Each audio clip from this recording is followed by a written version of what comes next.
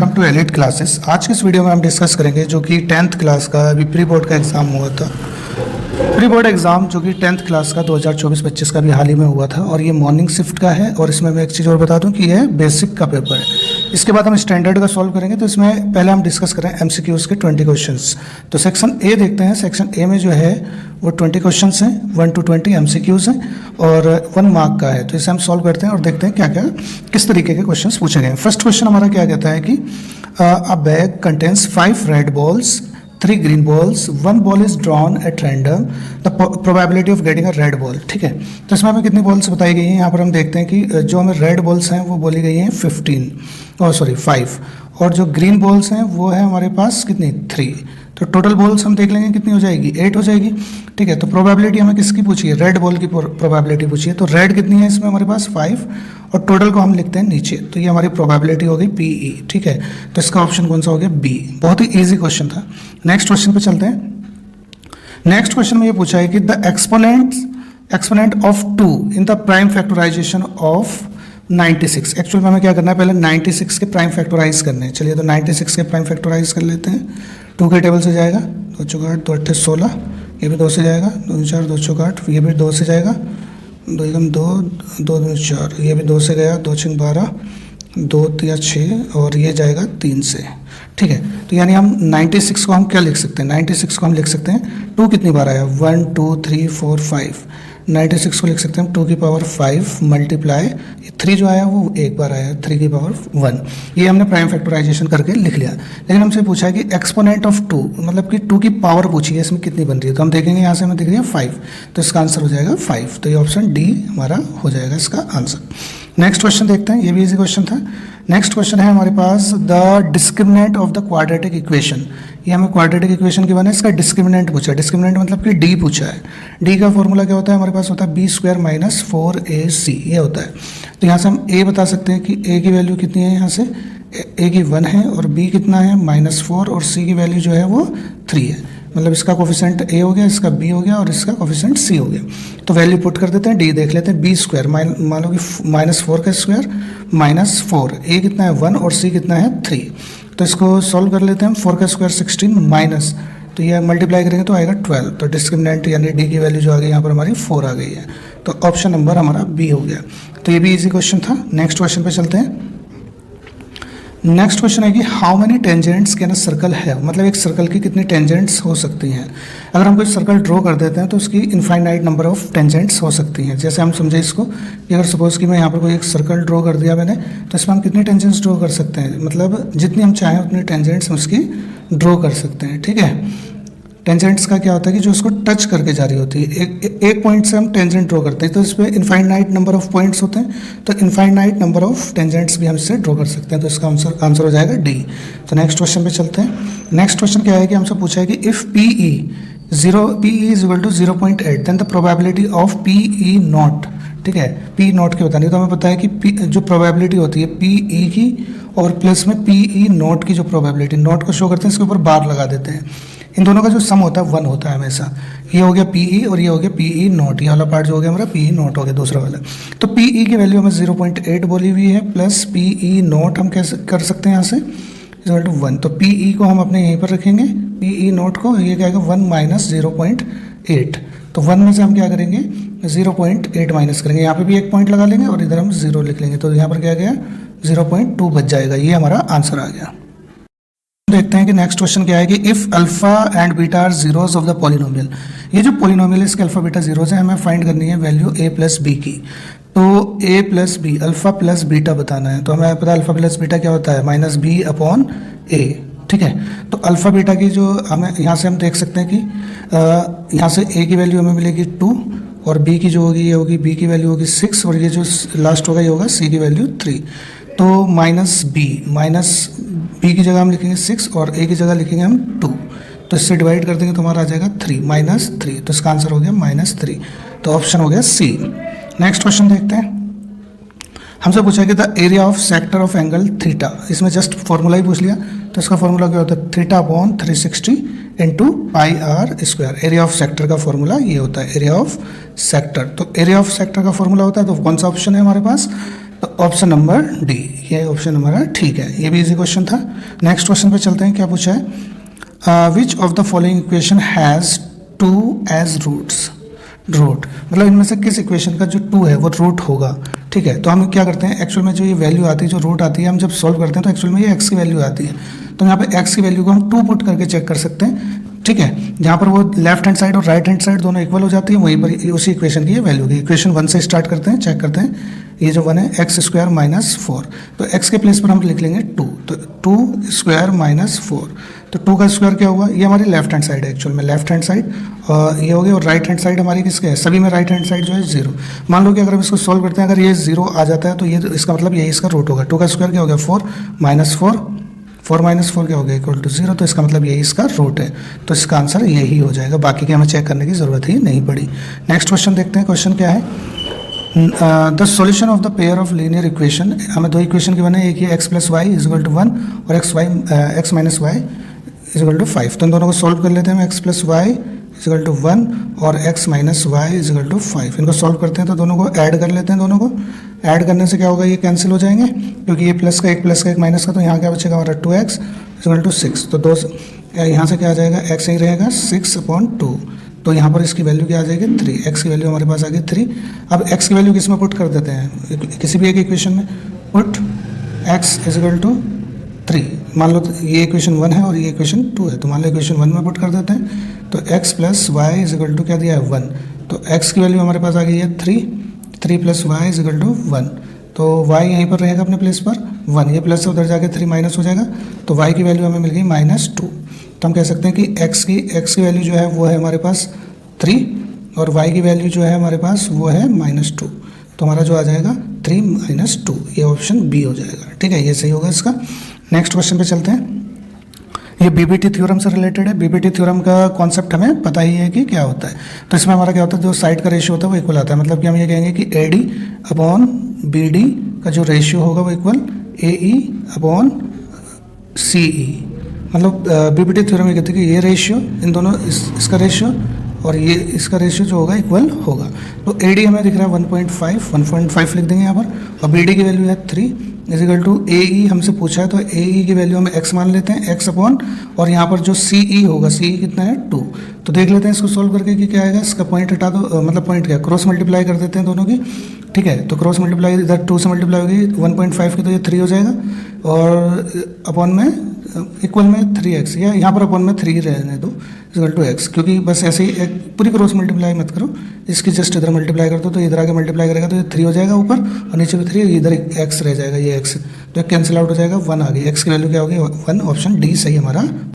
देख लेते हैं नेक्स्ट क्वेश्चन। नेक्स्ट क्वेश्चन में क्या पूछा है हमसे, द क्लास मार्क पूछा है, ठीक है, of the class interval. Class mark का क्या होता है, इन दोनों लिमिट को प्लस करके 2 से डिवाइड कर देते हैं हम, तो ये 2 से डिवाइड करते हैं, तो ये कितना है 65 को हम 2 से डिवाइड करेंगे तो ये आ जाएगा 32.5, तो कौन सा ऑप्शन हो गया, ऑप्शन हो गया डी, ये हमारा आंसर। नेक्स्ट क्वेश्चन पे चलते हैं। वैसे इस बार का जो मॉर्निंग शिफ्ट का बेसिक का पेपर आया बहुत ही ईजी आया है, ठीक है, मतलब काफ़ी ईजी पेपर था। चलिए नेक्स्ट क्वेश्चन देखते हैं, क्या पूछा है, a quadratic polynomial whose sum of zeros is 4 and product of zeros is 1। Sum of zeros बोला है कितना, अल्फा प्लस बीटा 4, और alpha beta product of zeros बोला है 1, ठीक है, ये बोला हुआ है। तो हमें क्या बताना है कि क्वाड्रेटिक पॉलिनोमियल बताना है, इक्वेशन बतानी है एक्चुअल में, ये कौन सी इक्वेशन इसका आंसर होगी।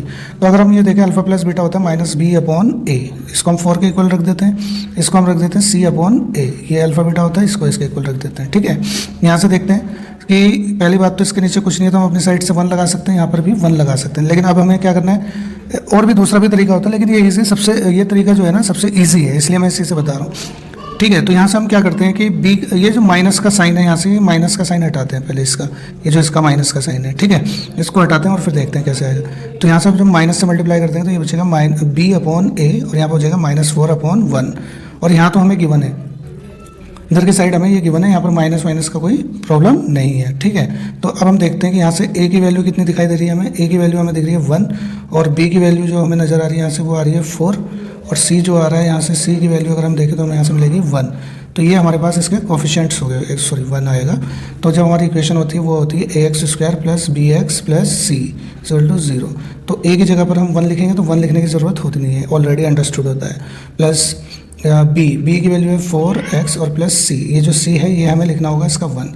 तो ये इक्वेशन होगी हमारी। हम देख लेते हैं x² प्लस 4x प्लस 1 किस में आ रहा है, तो ऑप्शन 1 में ही आ रहा है ये, तो ऑप्शन ए हमारा जो होगा ये सही हो जाएगा इसका। नेक्स्ट क्वेश्चन पे बढ़ते हैं।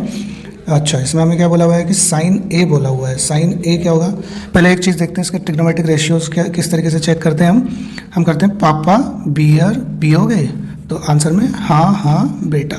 कई तरीके से होता है कि हम इस तरीके से देखेंगे। तो साइन ए गिवन है हमें, साइन ए की वैल्यू क्या है 5/12। ठीक है, तो सपोज यहाँ पे एक राइट एंगल ट्रायंगल हम ड्रॉ कर लेते हैं। यहाँ पे ए ले लेते हैं, ए बी और सी। तो यहाँ से हम देखेंगे कि साइन होता क्या है। साइन जो होता है शुरू में ही होता है, पहले ही होता है साइन, तो P/H होता है, परपेंडिकुलर अपॉन हाइपोटेन्यूज। तो P/H होता है ये हमारा साइन। ठीक है, तो इसका मतलब परपेंडिकुलर कितना हो गया 3 और सॉरी ये 13 है। ठीक है, परपेंडिकुलर हो गया 5 और हाइपोटेन्यूज कितना हो गया 3।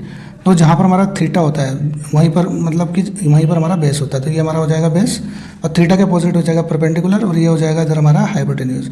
तो इसका मतलब हमारे पास जो परपेंडिकुलर है वो है 5 और हाइपोटेन्यूज जो है वो है 13। तो हमें बेस फाइंड करना है, तो बेस कितना होगा पता करना होगा, इसको हम x मान लेते हैं।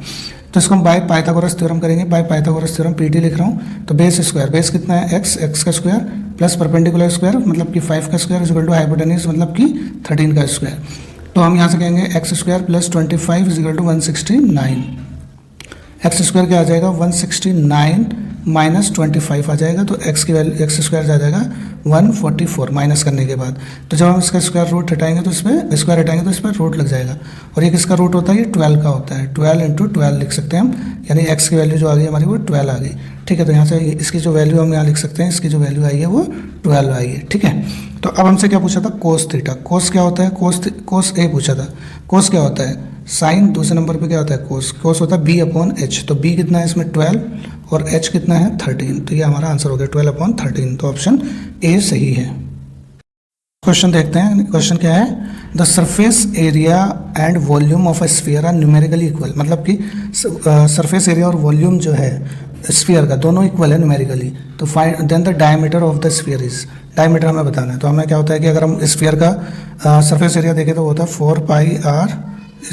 ठीक है, और ये किसके इक्वल बताया, न्यूमेरिकली हमें इक्वल बताया किसके, वॉल्यूम के। तो वॉल्यूम क्या होता है 4/3πr³ ये होता है। तो हम यहाँ क्या करें 4 से तो 4 कैंसिल हो जाएगा, पाई से पाई कैंसिल हो जाएगा और r² कैंसिल हो जाएगा। तो यहाँ पे सिर्फ r बचेगा, सिर्फ r बचेगा। तो यहाँ पर 1 इक्वल, ये सब कैंसिल हो गया तो 1 बचा। यहाँ पर क्या बचा r/3। ठीक है, तो इसको इधर भेज देंगे तो ये कितना हो जाएगा 3 हो जाएगा इक्वल टू r की वैल्यू आ गई है 3। लेकिन हमसे रेडियस नहीं पूछी, हमसे क्या पूछा है डायमीटर। तो डायमीटर क्या होता है डबल होता है इसका। ठीक है, किसका, रेडियस का। डायमीटर आ जाएगा 2r, तो 2 × 3 दैट इज 6 यूनिट्स जो होगा इसका डायमीटर आ जाएगा। तो कौन सा ऑप्शन हो गया, ऑप्शन हो गया डी। चलिए नेक्स्ट क्वेश्चन देखते हैं क्या पूछा है हमसे। नेक्स्ट क्वेश्चन है the pair of linear equation. ये हमें लीनियर इक्वेशन गिवन है दोनों, इसके पूछे हैं कि ये कैसी है, इसके कितने सॉल्यूशन है, 1 सॉल्यूशन है, 2 सॉल्यूशन है, इनफाइनाइटली मैनी सॉल्यूशन है या फिर कोई सॉल्यूशन नहीं है। तो सॉल्यूशन डिपेंड करता है कि अगर हमारे पास इंटरसेक्टिंग लाइन होती है तो 1 सॉल्यूशन होता है। ठीक है, और पैरेलल लाइन होती है तो उसका 9 सॉल्यूशन होता है। और अगर हमारी कोइंसिडेंट लाइन होती है, एक लाइन के ऊपर दूसरी लाइन जाती है तो उसके इनफाइनाइटली मैनी सॉल्यूशंस होते हैं। ठीक है, many solutions, infinitely many solutions. तो हमें देखना होगा कि ये कौन सी इक्वेशन के हैं। ठीक है, तो चेक करते हैं हम इनके रेशियो चेक कर लेते हैं। A1/A2, ऐसे यहाँ पर B1/B2 और C1/C2 इनके रेशियो चेक कर लेते हैं। तो इसमें हमें A1 जो है हमारा 2 है और A2 जो है 4 है, 2/4 कैंसिल आउट हो गया तो ये क्या आ गया 1/2। और फिर ये देखते हैं B1 कितना है 1 और यहाँ पर ये कितना है 2, तो 1/2 हो गया, तो ये तो 1/2 आ रहा है। C चेक करते हैं कितना है 3/6, तो ये कैंसिल हो जाएगा 1/2। मतलब कि सभी इक्वल आ रहे हैं, सब इक्वल आते हैं तो सब सारे इक्वल आते हैं तो हमारी वो जो होती है हमारी जो बनती है कोइंसिडेंट लाइन बनती है। कोइंसिडेंट लाइन में इनफाइनाइटली मैनी सॉल्यूशंस होते हैं, तो ऑप्शन सी सही हो जाएगा। नेक्स्ट क्वेश्चन की तरफ बढ़ते हैं। क्वेश्चन क्या है, the distance between the points, इन दोनों पॉइंट्स के बीच में डिस्टेंस कितनी है ये हमें बताना है। तो इसमें हमारा डिस्टेंस फॉर्मूला लग जाएगा सीधा सीधा, हमें पता है। तो डिस्टेंस फॉर्मूला क्या होता है कि x2 माइनस x1 स्क्वायर का whole square plus y2 minus y1 का होल स्क्वायर। तो x2 ये हमारा x1 y1 और ये x2 y2। ठीक है, ये हमारा हो गया। तो x2 कितना है 3 माइनस 7 और इसका स्क्वायर प्लस y2 -1 और प्लस 5। एक्चुअल में ये भी माइनस है और यहाँ भी माइनस है, तो माइनस माइनस क्या हो जाएंगे, प्लस हो जाएंगे, इसलिए +5 हो गया यहाँ पर। तो यहाँ पर अगर हम देखें तो ये आया हमारा 4 अंडर रूट आया -4 स्क्वायर प्लस यहाँ पर जो आया हमारा 4 स्क्वायर, ठीक है। तो इसका अगर हम स्क्वायर करेंगे तो क्या आएगा, रूट में 16 और इसका भी 16, तो दोनों मिला के हो गया हमारा रूट अंडर रूट 32। इसके फैक्टर निकाल लेते हैं, ये जस्ट ऑप्शन चेक कर लेते हैं, रूट में 32 ही गिवन है, तो यही आंसर हम मार्क कर देंगे। नहीं होता तो हम क्या करते हैं, इसके फैक्टर करते हैं 32 के, ठीक है। तो इसके जितना रूट से बाहर निकलता है तो उतना रूट से बाहर हम इसको निकाल देते हैं, ठीक है। ये हमारे फैक्टर बनते हैं। तो कितने के पेयर बन रहे हैं यहाँ पर, एक ये पेयर बन रहा है, एक पेयर ये, तो 2 पेयर बाहर हो जाते हैं। अगर हम इसको लिखना चाहते हैं और आगे तो हम ऐसे लिख सकते थे 2 × 2 और अंदर जो जिसका पेयर नहीं बन रहा वो अंदर रह जाएगा, यानी 4√2। ये भी ऑप्शन हो सकता था लेकिन नहीं दिया, सीधा हमें ये दे दिया, तो हमारा यही आंसर हो गया। नेक्स्ट क्वेश्चन देख लेते हैं। In the circle of radius 14 centimetre, कोई सर्कल है भाई जिसकी रेडियस कितनी है 14 सेंटीमीटर। सपोज कि ये कोई सर्कल है और इसकी रेडियस 14 सेंटीमीटर है, ठीक है। An arc subtend an angle of 60 degree at the centre, मतलब किसी आर्क से इस पर 60 डिग्री का एंगल बन रहा है, ठीक है। Then the length of arc, तो लेंथ ऑफ आर्क बतानी है, मान लो कि यहाँ से लेकर के ये हमारा ये जो होगी, ये जो पार्ट होगा ये लेंथ ऑफ आर्क होगी। तो लेंथ ऑफ आर्क का फॉर्मूला क्या होता है, लेंथ ऑफ आर्क, इसका जो फॉर्मूला होगा हमारा होगा θ/360 × 2πr, ठीक है। तो थीटा की वैल्यू जो अगर हम यहाँ से देखें, ये है हमारा थीटा होगा 60/360 × 2, और पाई की जगह लेंगे हम 22/7, और आर कितना है इसमें, रेडियस कितनी बोली है 14, तो 14 ले लेंगे, 7 से कैंसिल हो जाएगा, ठीक है। ये और ये 0 से 0 कैंसिल हो गया, इसका 6 × 6 और 6 × 36 1/6, तो ये कट भी जाएगा, 2 × 2 2 3 से 6, तो जो हमारा कट के आ गया ये यहाँ पर इन दोनों की जो मल्टीप्लाई होगी 22 बचा यहाँ से हमारा और 2 बचा, और नीचे क्या बचा हमारा सिर्फ 3, तो मल्टीप्लाई करेंगे तो 44/3, तो 44/3 कौन सा ऑप्शन है, ऑप्शन बी, तो ये आंसर हमारा हो जाएगा इस क्वेश्चन का। नेक्स्ट क्वेश्चन पे चलते हैं। नेक्स्ट क्वेश्चन क्या कहता है, if the distance between 2 parallel tangents is 12 centimetre, मतलब कि 2 पैरेलल टेंजेंट्स बोली गई है। कोई एक सर्कल है, सपोज कि एक हमारा सर्कल है, ठीक है, इसकी 2 पैरेलल टेंजेंट्स, मान लो ये सेंटर है इसका, तो इसकी 2 पैरेलल टेंजेंट्स कैसे बन सकती है, पैरेलल टेंजेंट्स तभी बन सकती है जब वो दोनों आमने सामने हो, बिल्कुल ही अपोजिट हो। 2 पैरेलल टेंजेंट की जो डिस्टेंस दी है, क्वेश्चन क्या बोला, the distance between the 2 parallel tangents is 12 centimetre. मान लो ये टेंजेंट्स इन दोनों के बीच की जो डिस्टेंस है वो 12 सेंटीमीटर है, और हमें पता है कि ये सेंटर से पास होकर जाएगी अगर पैरेलल होगी तो, और ये 90 डिग्री पे मिलती भी है, ठीक है। और हमें ये पता है कि ये भी रेडियस होगी, ये भी रेडियस होगी, ठीक है। तो हमसे क्या पूछा था, रेडियस पूछी है, तो ये पूरी डिस्टेंस जो है ये तो 12 है, मतलब कि 2 रेडियस इज इक्वल टू 12, एक रेडियस ये रही और एक रेडियस ये रही, और यही तो डिस्टेंस है, तो ये पूरी डिस्टेंस मिलकर 2 टाइम्स रेडियस होगी, किसके कुल आ गई 12 के, तो आर यही रहेगा 12/2, तो ये कैंसिल आउट हो जाएगा, तो रेडियस जो आ जाएगी इसके 6 सेंटीमीटर, तो ऑप्शन हो जाएगा हमारा ए। नेक्स्ट क्वेश्चन समझते हैं कि ये जो हमारा असर्शन रीजन का क्वेश्चन है, ठीक है। तो ये बताइए आपको किस तरीके से करते हैं, मैं डायरेक्ट इसके आंसर पे पहुंचता हूँ, ठीक है। असर्शन रीजन के ऑप्शंस तो आपको पता ही है कैसे होते हैं, ठीक है। क्वेश्चन असर्शन देखते हैं, यहाँ पर क्या बोला, the probability of getting a prime number when a die is thrown is once. तो पहले एक हम देखते हैं कि अगर कोई डाई थ्रो की जाती है तो क्या क्या आ सकता है, 1 2 3 4 5 6, ठीक है। लेकिन इसने बोला कि probability of getting a prime number, तो प्राइम नंबर कौन कौन से इसमें हमारे पास, प्राइम नंबर हम कहेंगे कि 2 3 और 6, तो कितने नंबर हो गए, 3 नंबर हो गए, और टोटल कितने हैं 6, तो ये हो जाएगा 3/6, कैंसिल हो जाएगा तो 1/2। तो ये बात तो ठीक है कि प्रोबेबिलिटी जो है, अगर हम प्रोबेबिलिटी फाइंड करेंगे प्राइम नंबर की, अगर कोई डाइस थ्रो किया जाएगा तो वो 1/2 आएगी, तो ये तो सही हो गया। रीज़न देखते हैं, on the face of a die prime number are 2 3 5, ये भी सही बात है कि अगर हम डाई फेंकेंगे, थ्रो करेंगे तो इसमें प्राइम नंबर जो आएंगे हमारे 2 3 5 आएंगे, तो ये दोनों ही क्या हो गए, सही हो गए। इसको सही से एक्सप्लेन करता है, तो ऑप्शन क्या हो जाएगा इसका, असर्शन भी सही है, रीजन भी सही है, इसका ऑप्शन हो जाएगा ए वाला ऑप्शन जो होगा वो हमारा सही हो जाएगा। नेक्स्ट क्वेश्चन समझते हैं। क्वेश्चन जो है नेक्स्ट हमारा, नेक्स्ट क्वेश्चन देखते हैं कि इसमें जो हमें गिवन है कि ये बोला हुआ है कि ये जो वैल्यू है, असर्शन बोला हुआ है कि इसकी वैल्यू कितनी है 0, सॉल्व करके चेक करेंगे, और इसने बोला है sine square A minus cos square is equal to 1। देखो ये तो गलत ही हो गया, एक्चुअल में जो होता है वो ये होता है साइन स्क्वायर ए प्लस कोस स्क्वायर ए जो होता है इसकी वैल्यू होती है 1, या फिर हम कहते हैं कई बार sine square theta plus cos square theta, इसकी जो वैल्यू होती है वो 1 होती है, जबकि इसने माइनस बोला है, तो ये ऑप्शन तो बिल्कुल गलत हो गया। अब ये चेक कर लेते हैं कि इसकी वैल्यू 0 आती है नहीं आती, तो हमें गिवन है 7 sign square A plus 7 cos square A minus 7, ये हमें बोला हुआ है। तो चेक करते हैं कि 0 आता है नहीं आता। देखो इन दोनों में जो कॉमन आ रहा है वो 7 आ रहा है, तो 7 कॉमन ले लिया हमने। तो यहाँ क्या बच गया हमारे पास, साइन स्क्वायर ए प्लस कोस स्क्वायर ए हो गया और माइनस 7। तो 7 मल्टीप्लाई 1, क्योंकि हमें पता है कि साइन स्क्वायर है कोस स्क्वायर है कितना होता है, 1 होता है। तो साइन स्क्वायर है कोस स्क्वायर की जगह हम क्या लिख सकते हैं, 1 और माइनस में 7, ये जो है हमारा ये लिख लिया हमने। इन दोनों की मल्टीप्लाई हुई 7 माइनस 7, तो ये क्या आ गया 0। तो ये ऑप्शन तो हमारा ठीक हो गया कि इसके अगर हम सॉल्व कर रहे हैं तो इसका आंसर 0 आ रहा है। तो सिर्फ यही सही हुआ, और मतलब कि असर्शन सही है और रीज़न क्या है, गलत है। तो इसका ऑप्शन कौन सा हो जाएगा, असर्शन ठीक है और रीज़न गलत है, तो डी हो जाएगा, ऑप्शन डी। ठीक है, इसका आंसर हो गया हमारा ऑप्शन डी। इस तरीके से हमने ये क्वेश्चन सॉल्व कर लिए सेक्शन ए के। ठीक है, मुझे उम्मीद है कि आपको समझ में आया होगा। ठीक है, आप लाइक शेयर और सब्सक्राइब कर सकते हैं अगर आपको ये वीडियोस अच्छी लगती है और समझ आई है तो। ठीक है, have a good day, thank you. Hello everyone, welcome to Elite Classes. आज की इस वीडियो में हम फिर से लेकर आ गए हैं प्री बोर्ड का जो एग्ज़ाम हुआ था 2024-25 का।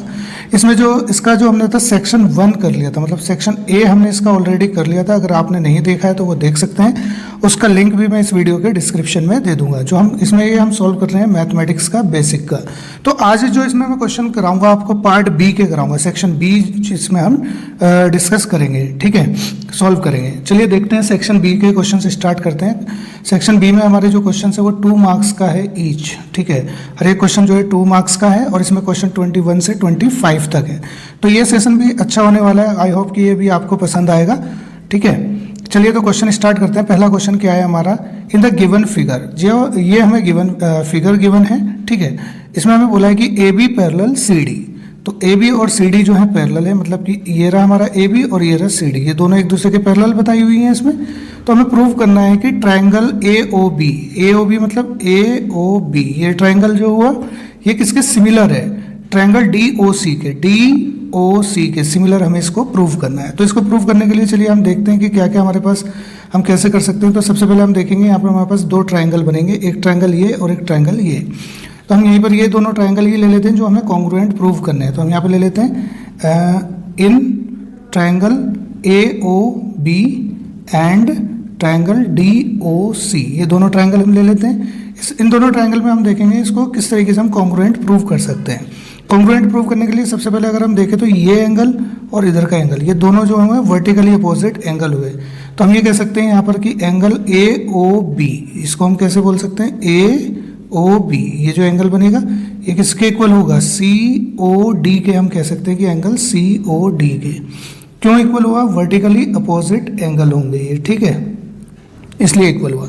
अब दूसरी बात हम ये देखते हैं कि इसमें एक चीज़ और हम यहाँ पर ये देखेंगे कि हमें दोनों लाइनें जो बोली हुई हैं पैरेलल बोली हुई हैं, यानी कि हमें ये जो बोली हुई है ये और ये जो हमारी लाइनें ये दोनों पैरेलल हैं। जब 2 लाइनें हमारे पास पैरेलल होती हैं, सपोज कि ऐसे मैं इनको इस तरीके से ड्रॉ कर लेता हूँ कि एक छोटी एक बड़ी, ये 2 लाइनें पैरेलल हैं।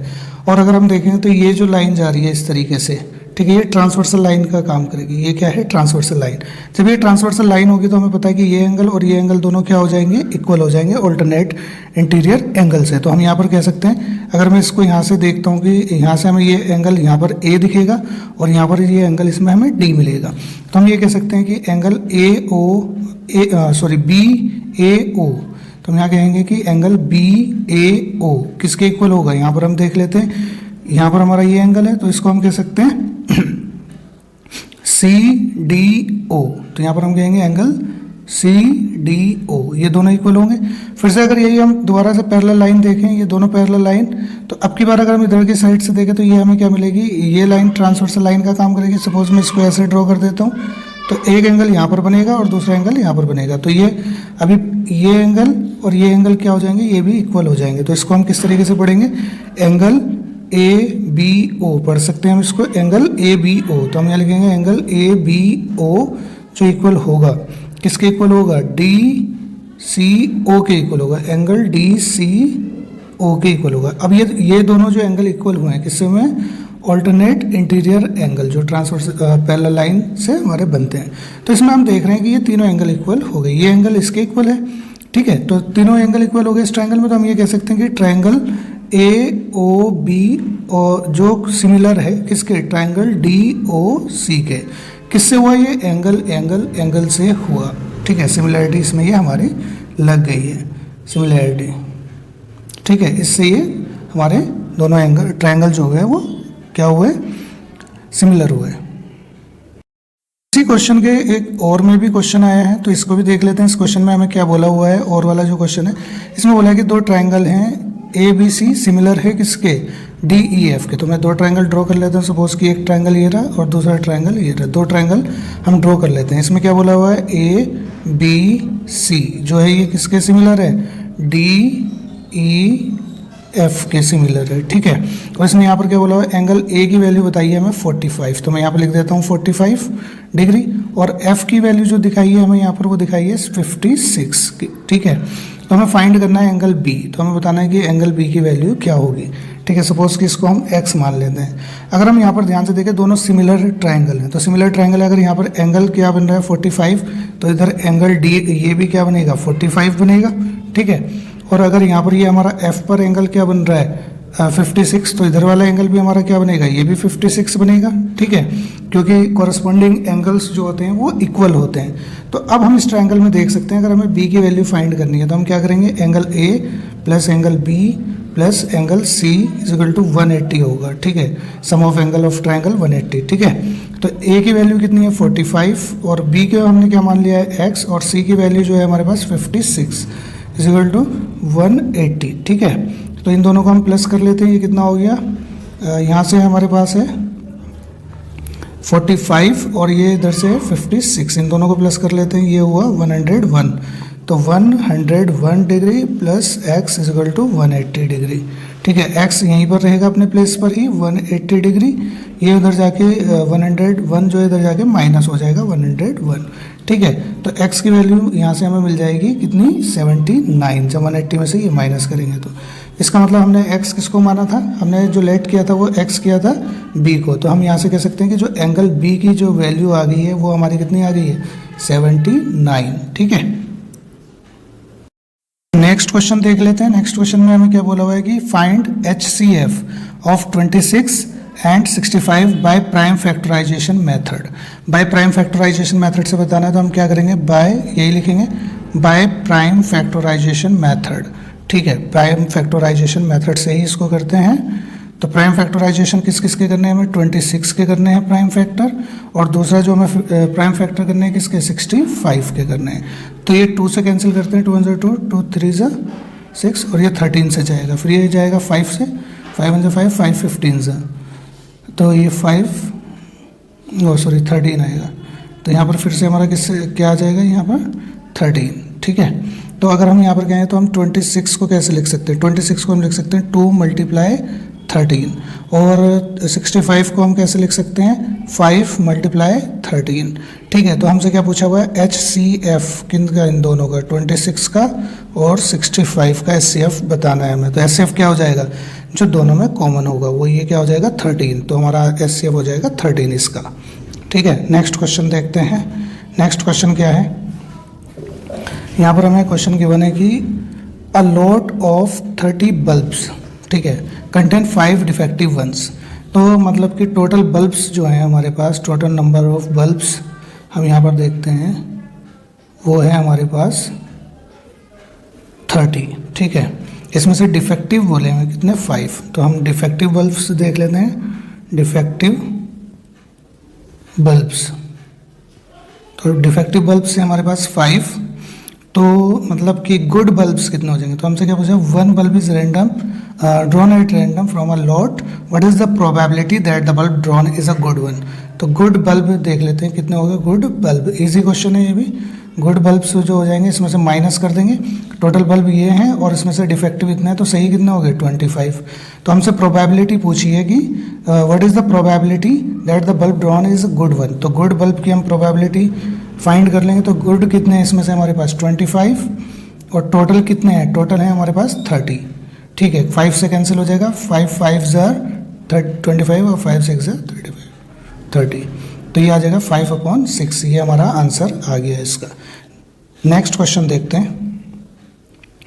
नेक्स्ट क्वेश्चन में हमें बोला हुआ है कि find the value of 2 tan square 45 plus sine square 60 minus cos square 30। तो इसकी वैल्यू फाइंड करनी है हमें, तो सीधा इनकी वैल्यू पुट कर देते हैं जो हमारे पास वैल्यूज होती हैं और इसको सॉल्व करते हैं। तो 2 tan स्क्वायर 45, tan 45 की वैल्यू होती है 1, 10 का स्क्वायर है तो यहाँ पर भी स्क्वायर हम करेंगे, प्लस साइन स्क्वायर 60, साइन 60 की वैल्यू होती है √3/2, ठीक है, और इसका स्क्वायर, माइनस cos 30 की वैल्यू भी यही होती है √3/2, ठीक है। हमारे जो होंगे ये कैंसिल हो जाएंगे, सेम है ये, ठीक है। तो हमारे यहाँ पे क्या हो जाएगा 2 × 1, तो 2 की 1 ये हो जाएगा हमारा 2 आंसर। नेक्स्ट क्वेश्चन की तरफ बढ़ते हैं। क्वेश्चन क्या बोला हुआ है हमें यहाँ पर, इसके ही और में गिवन है। अच्छा, ये सेम क्वेश्चन वही आ गया, इसका ही एक और वाला क्वेश्चन गिवन है। क्या बोला हुआ है, tan A + B की वैल्यू हमें बोली हुई है √3, ठीक है। और दूसरा हम देख लेते हैं, एंगल A की वैल्यू बोली हमें 45, तो हमसे पूछा है कि एंगल B बताओ कि एंगल B कितना होगा, ठीक है। तो tan A + B, tan की इस पर हम वैल्यू देख लेते हैं, tan A + B, ठीक है, ये √3 बोला हुआ है। √3 किस पर वैल्यू होती है tan की, अगर हम देखें तो ये होती है tan 60 पर होती है वैल्यू, ठीक है। जब हम इन दोनों को कंपेयर करेंगे, इस साइड को और इस साइड को कंपेयर करेंगे, तो एक तरीके से ये हम इसको कैंसिल कर सकते हैं। वैसे हम ये देखेंगे कि इससे हमें पता चल रहा है कि A + B जो है थीटा के प्लेस पर है, तो A + B की वैल्यू कितनी आ जाएगी 60, A + B की वैल्यू आ गई हमारी 60, ठीक है। तो हमें A की वैल्यू बताई हुई है 45, तो हम A के प्लेस पर 45 लिख देते हैं, तो यहाँ से हमें B मिल जाएगा =60, ठीक है।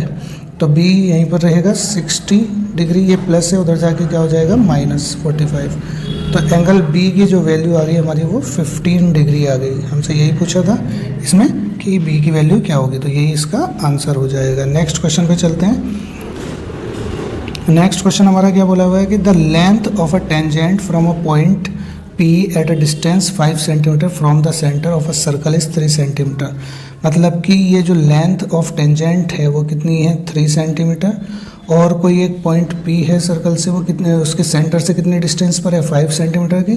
Then find the radius of the circle. तो हमें क्या करना है कि सर्कल की रेडियस फाइंड करनी है। सपोज कि हम यहाँ पर एक सर्कल ड्रॉ कर लेते हैं कि हमारा सर्कल है, ठीक है, ये सर्कल हो गया हमारा। अब इसमें क्या है कि कोई इसका ऐसे ये सेंटर होगा और इसके बाहर कोई एक पॉइंट P है, ये हमारा P आ गया, ठीक है। तो हमसे क्या बोला हुआ है कि जो डिस्टेंस है ये सेंटर से जो P की डिस्टेंस है वो है 5 सेंटीमीटर, तो इसको हम लिख देते हैं 5 सेंटीमीटर, ठीक है। और जो टेंजेंट की जो लेंथ बोली हुई, जो इस पर टेंजेंट है, मान लो इस तरीके से ये टेंजेंट ड्रॉ कर लेते हैं हम, तो ये जो टेंजेंट है इसकी लेंथ है 3 सेंटीमीटर, ठीक है।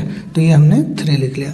तो हमसे क्या पूछा हुआ है कि इसकी रेडियस पूछी है कि ये जो होगी ये हमारी रेडियस होगी। सपोज कि इसको हम मान लेते हैं क्यों मान लेते हैं अपनी मर्जी से, तो हमसे रेडियस पूछी है कि इसकी रेडियस क्या होगी। तो यहाँ पर ये जो हमारा टेंजेंट सेंटर से अगर हम टेंजेंट पे पॉइंट पे ड्रॉ करते हैं परपेंडिकुलर होता है, तो ये 90 डिग्री हो गया। तो इसमें हमारा क्या होगा कि पाइथागोरस थ्योरम लग जाएगी, जिससे हमारी रेडियस निकल जाएगी। तो इसमें हम एक चीज़ देख सकते हैं, तो इसको हम बेस मान लेते हैं, ये हमारा परपेंडिकुलर इसको मान लेते हैं, और 90 का अपोजिट हाइपोटेन्यूज, ठीक है।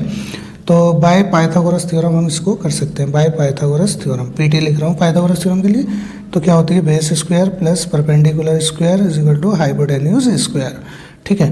तो बेस कितना है हमारे यहाँ पर 3 है, 3 का स्क्वायर करेंगे, प्लस परपेंडिकुलर कितना है जो हमने हमारी रेडियस होगी इसका square is equal to hypotenuse कितना है 5 का स्क्वायर।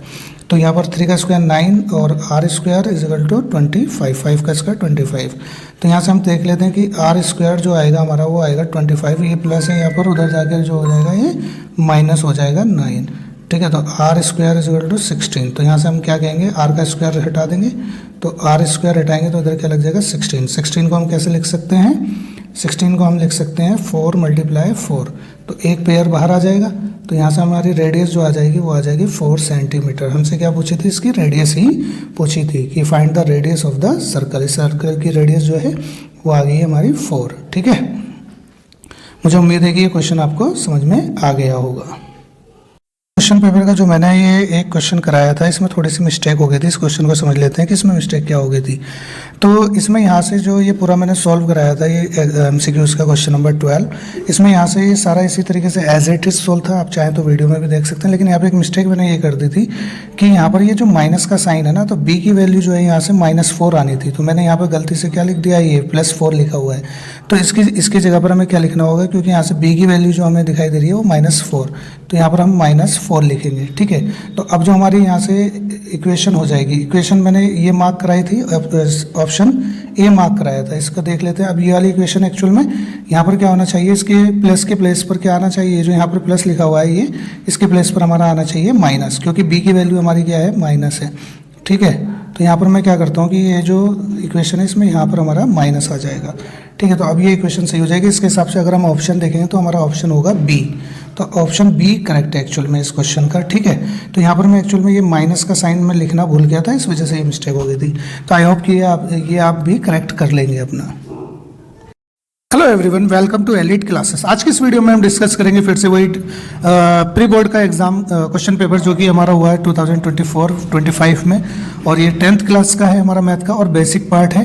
इसके दो पार्ट में करा चुका हूँ, ए एंड बी हमने कर लिया। अब हम इसका सी पार्ट डिस्कस करेंगे, और मैं इस वीडियो के डिस्क्रिप्शन में ए और बी दोनों के पार्ट के लिंक दे दूंगा, ठीक है। तो चलिए स्टार्ट करते हैं। क्वेश्चन हमारा सेक्शन सी देखते हैं, इसमें क्या है, 26 to 35 तक है, और 3 मार्क्स का है एक क्वेश्चन, ठीक है। पहला क्वेश्चन देखते हैं कि क्या लिखा है। Find the values of k for which the quadratic equation है हमारे पास 3x² plus kx plus 3 is equal to 0 has 2 equal roots. मतलब ये हमें क्वाड्रेटिक इक्वेशन गिवन है और इसके 2 इक्वल रूट्स हैं, ठीक है। हमें पता है कि जब 2 इक्वल रूट्स होते हैं तो उसमें क्या होता है, डी की वैल्यू जो होती है वो 0 होती है, तो ठीक है। तो हमारा इसमें जो डी आएगा, डी की वैल्यू आएगी वो 0 आएगी। डी होता क्या है, डी होता है b² माइनस 4ac, ठीक है। ये इसको हम क्या रख देंगे, इक्वल टू 0। यहाँ से हम देख लेते हैं a कितना है 3, b कितना है k, और c कितना है 3। एक्चुअल में जो x² का कोफिशिएंट a हो गया, x का कोफिशिएंट b हो गया, और जो कांस्टेंट होता है वो c हो गया। तो यहाँ पर वैल्यूज पुट कर देते हैं इनकी।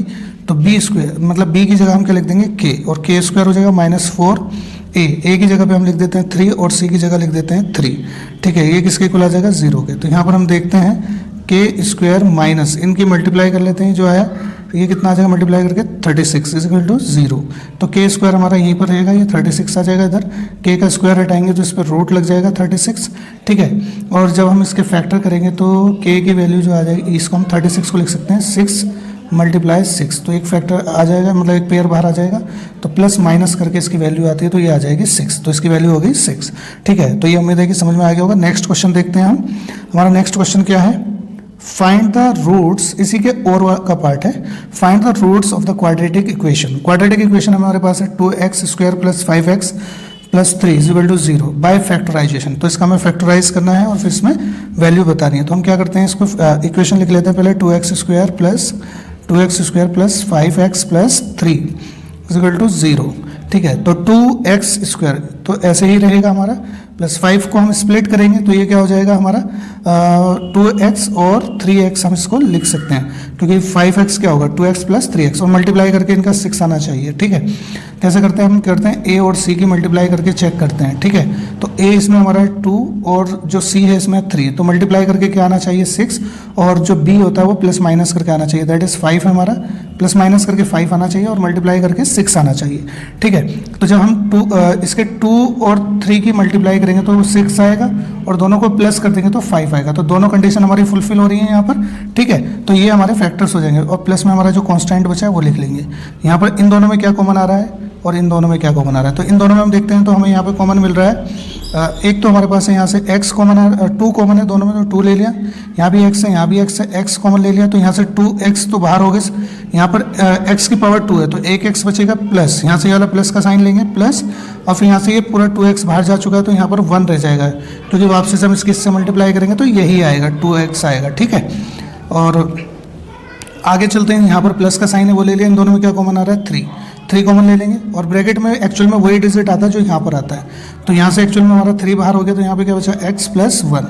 तो कभी भी हम फैक्टर करते हैं तो ये और ये दोनों ब्रैकेट वाले डिजिट सेम आते हैं। अगर आप ऐसा भी कर सकते हैं, अगर आपका एक आ जाए तो आप दूसरे को कॉमन लिख सकते हैं, ठीक है। तो अब हम क्या करते हैं, इसके बाद हम करते हैं एक तो ब्रैकेट के अंदर का ले लेते हैं और एक ब्रैकेट के बाहर का। ब्रैकेट के अंदर क्या है हमारा x प्लस 1, इसको ले लेते हैं, ठीक है। और दूसरा हमारा ब्रैकेट के बाहर क्या है 2x प्लस 3। तो एक इन दोनों में से हमने एक ले लिया, और एक इसमें जो बाहर है उनमें से एक ले लिया, ठीक है। तो ये हमारा आ गया, इसको हम इक्वल रखेंगे 0 के, ठीक है। तो यहाँ से हम क्या करेंगे, x प्लस 1 को किसके इक्वल रख देंगे हम 0 के, और यहाँ से 2x प्लस 3 को किसके इक्वल रख देंगे 0 के। तो यहाँ से x की वैल्यू क्या आ जाएगी -1, ठीक है। यहाँ से हमारे एक हमसे रूट्स पूछे थे ना, फाइंड द रूट्स, तो पहला क्या आ गया हमारा, ये आ गया हमारा x की वैल्यू आ गई है -1, और दूसरा क्या आएगा 2x इज इक्वल टू, ये प्लस से उधर जाके माइनस हो जाएगा, तो x यहीं पर रहेगा -3, ये मल्टीप्लाई करा इधर आके डिवाइड करेगा, तो दूसरी वैल्यू हमारी जो आ गई है x की वो ये आ गई है। आई होप कि आपको समझ में आ गया होगा ये क्वेश्चन। क्या है, prove that √2 is irrational number. ये क्वेश्चन कंफर्म है, इस टाइप का आना ही है कि किसी नंबर को हमें क्या करना है, इरेशनल प्रूव करना है, ठीक है। तो ये ठीक है, और ये अगर ये इसका बेसिक क्वेश्चन है, बाकी इसी तरीके से और भी क्वेश्चंस होते हैं। तो चलिए हम देखते हैं इसमें क्या है। हमें ये प्रूव करना है कि √2 जो है वो एक इरेशनल नंबर है।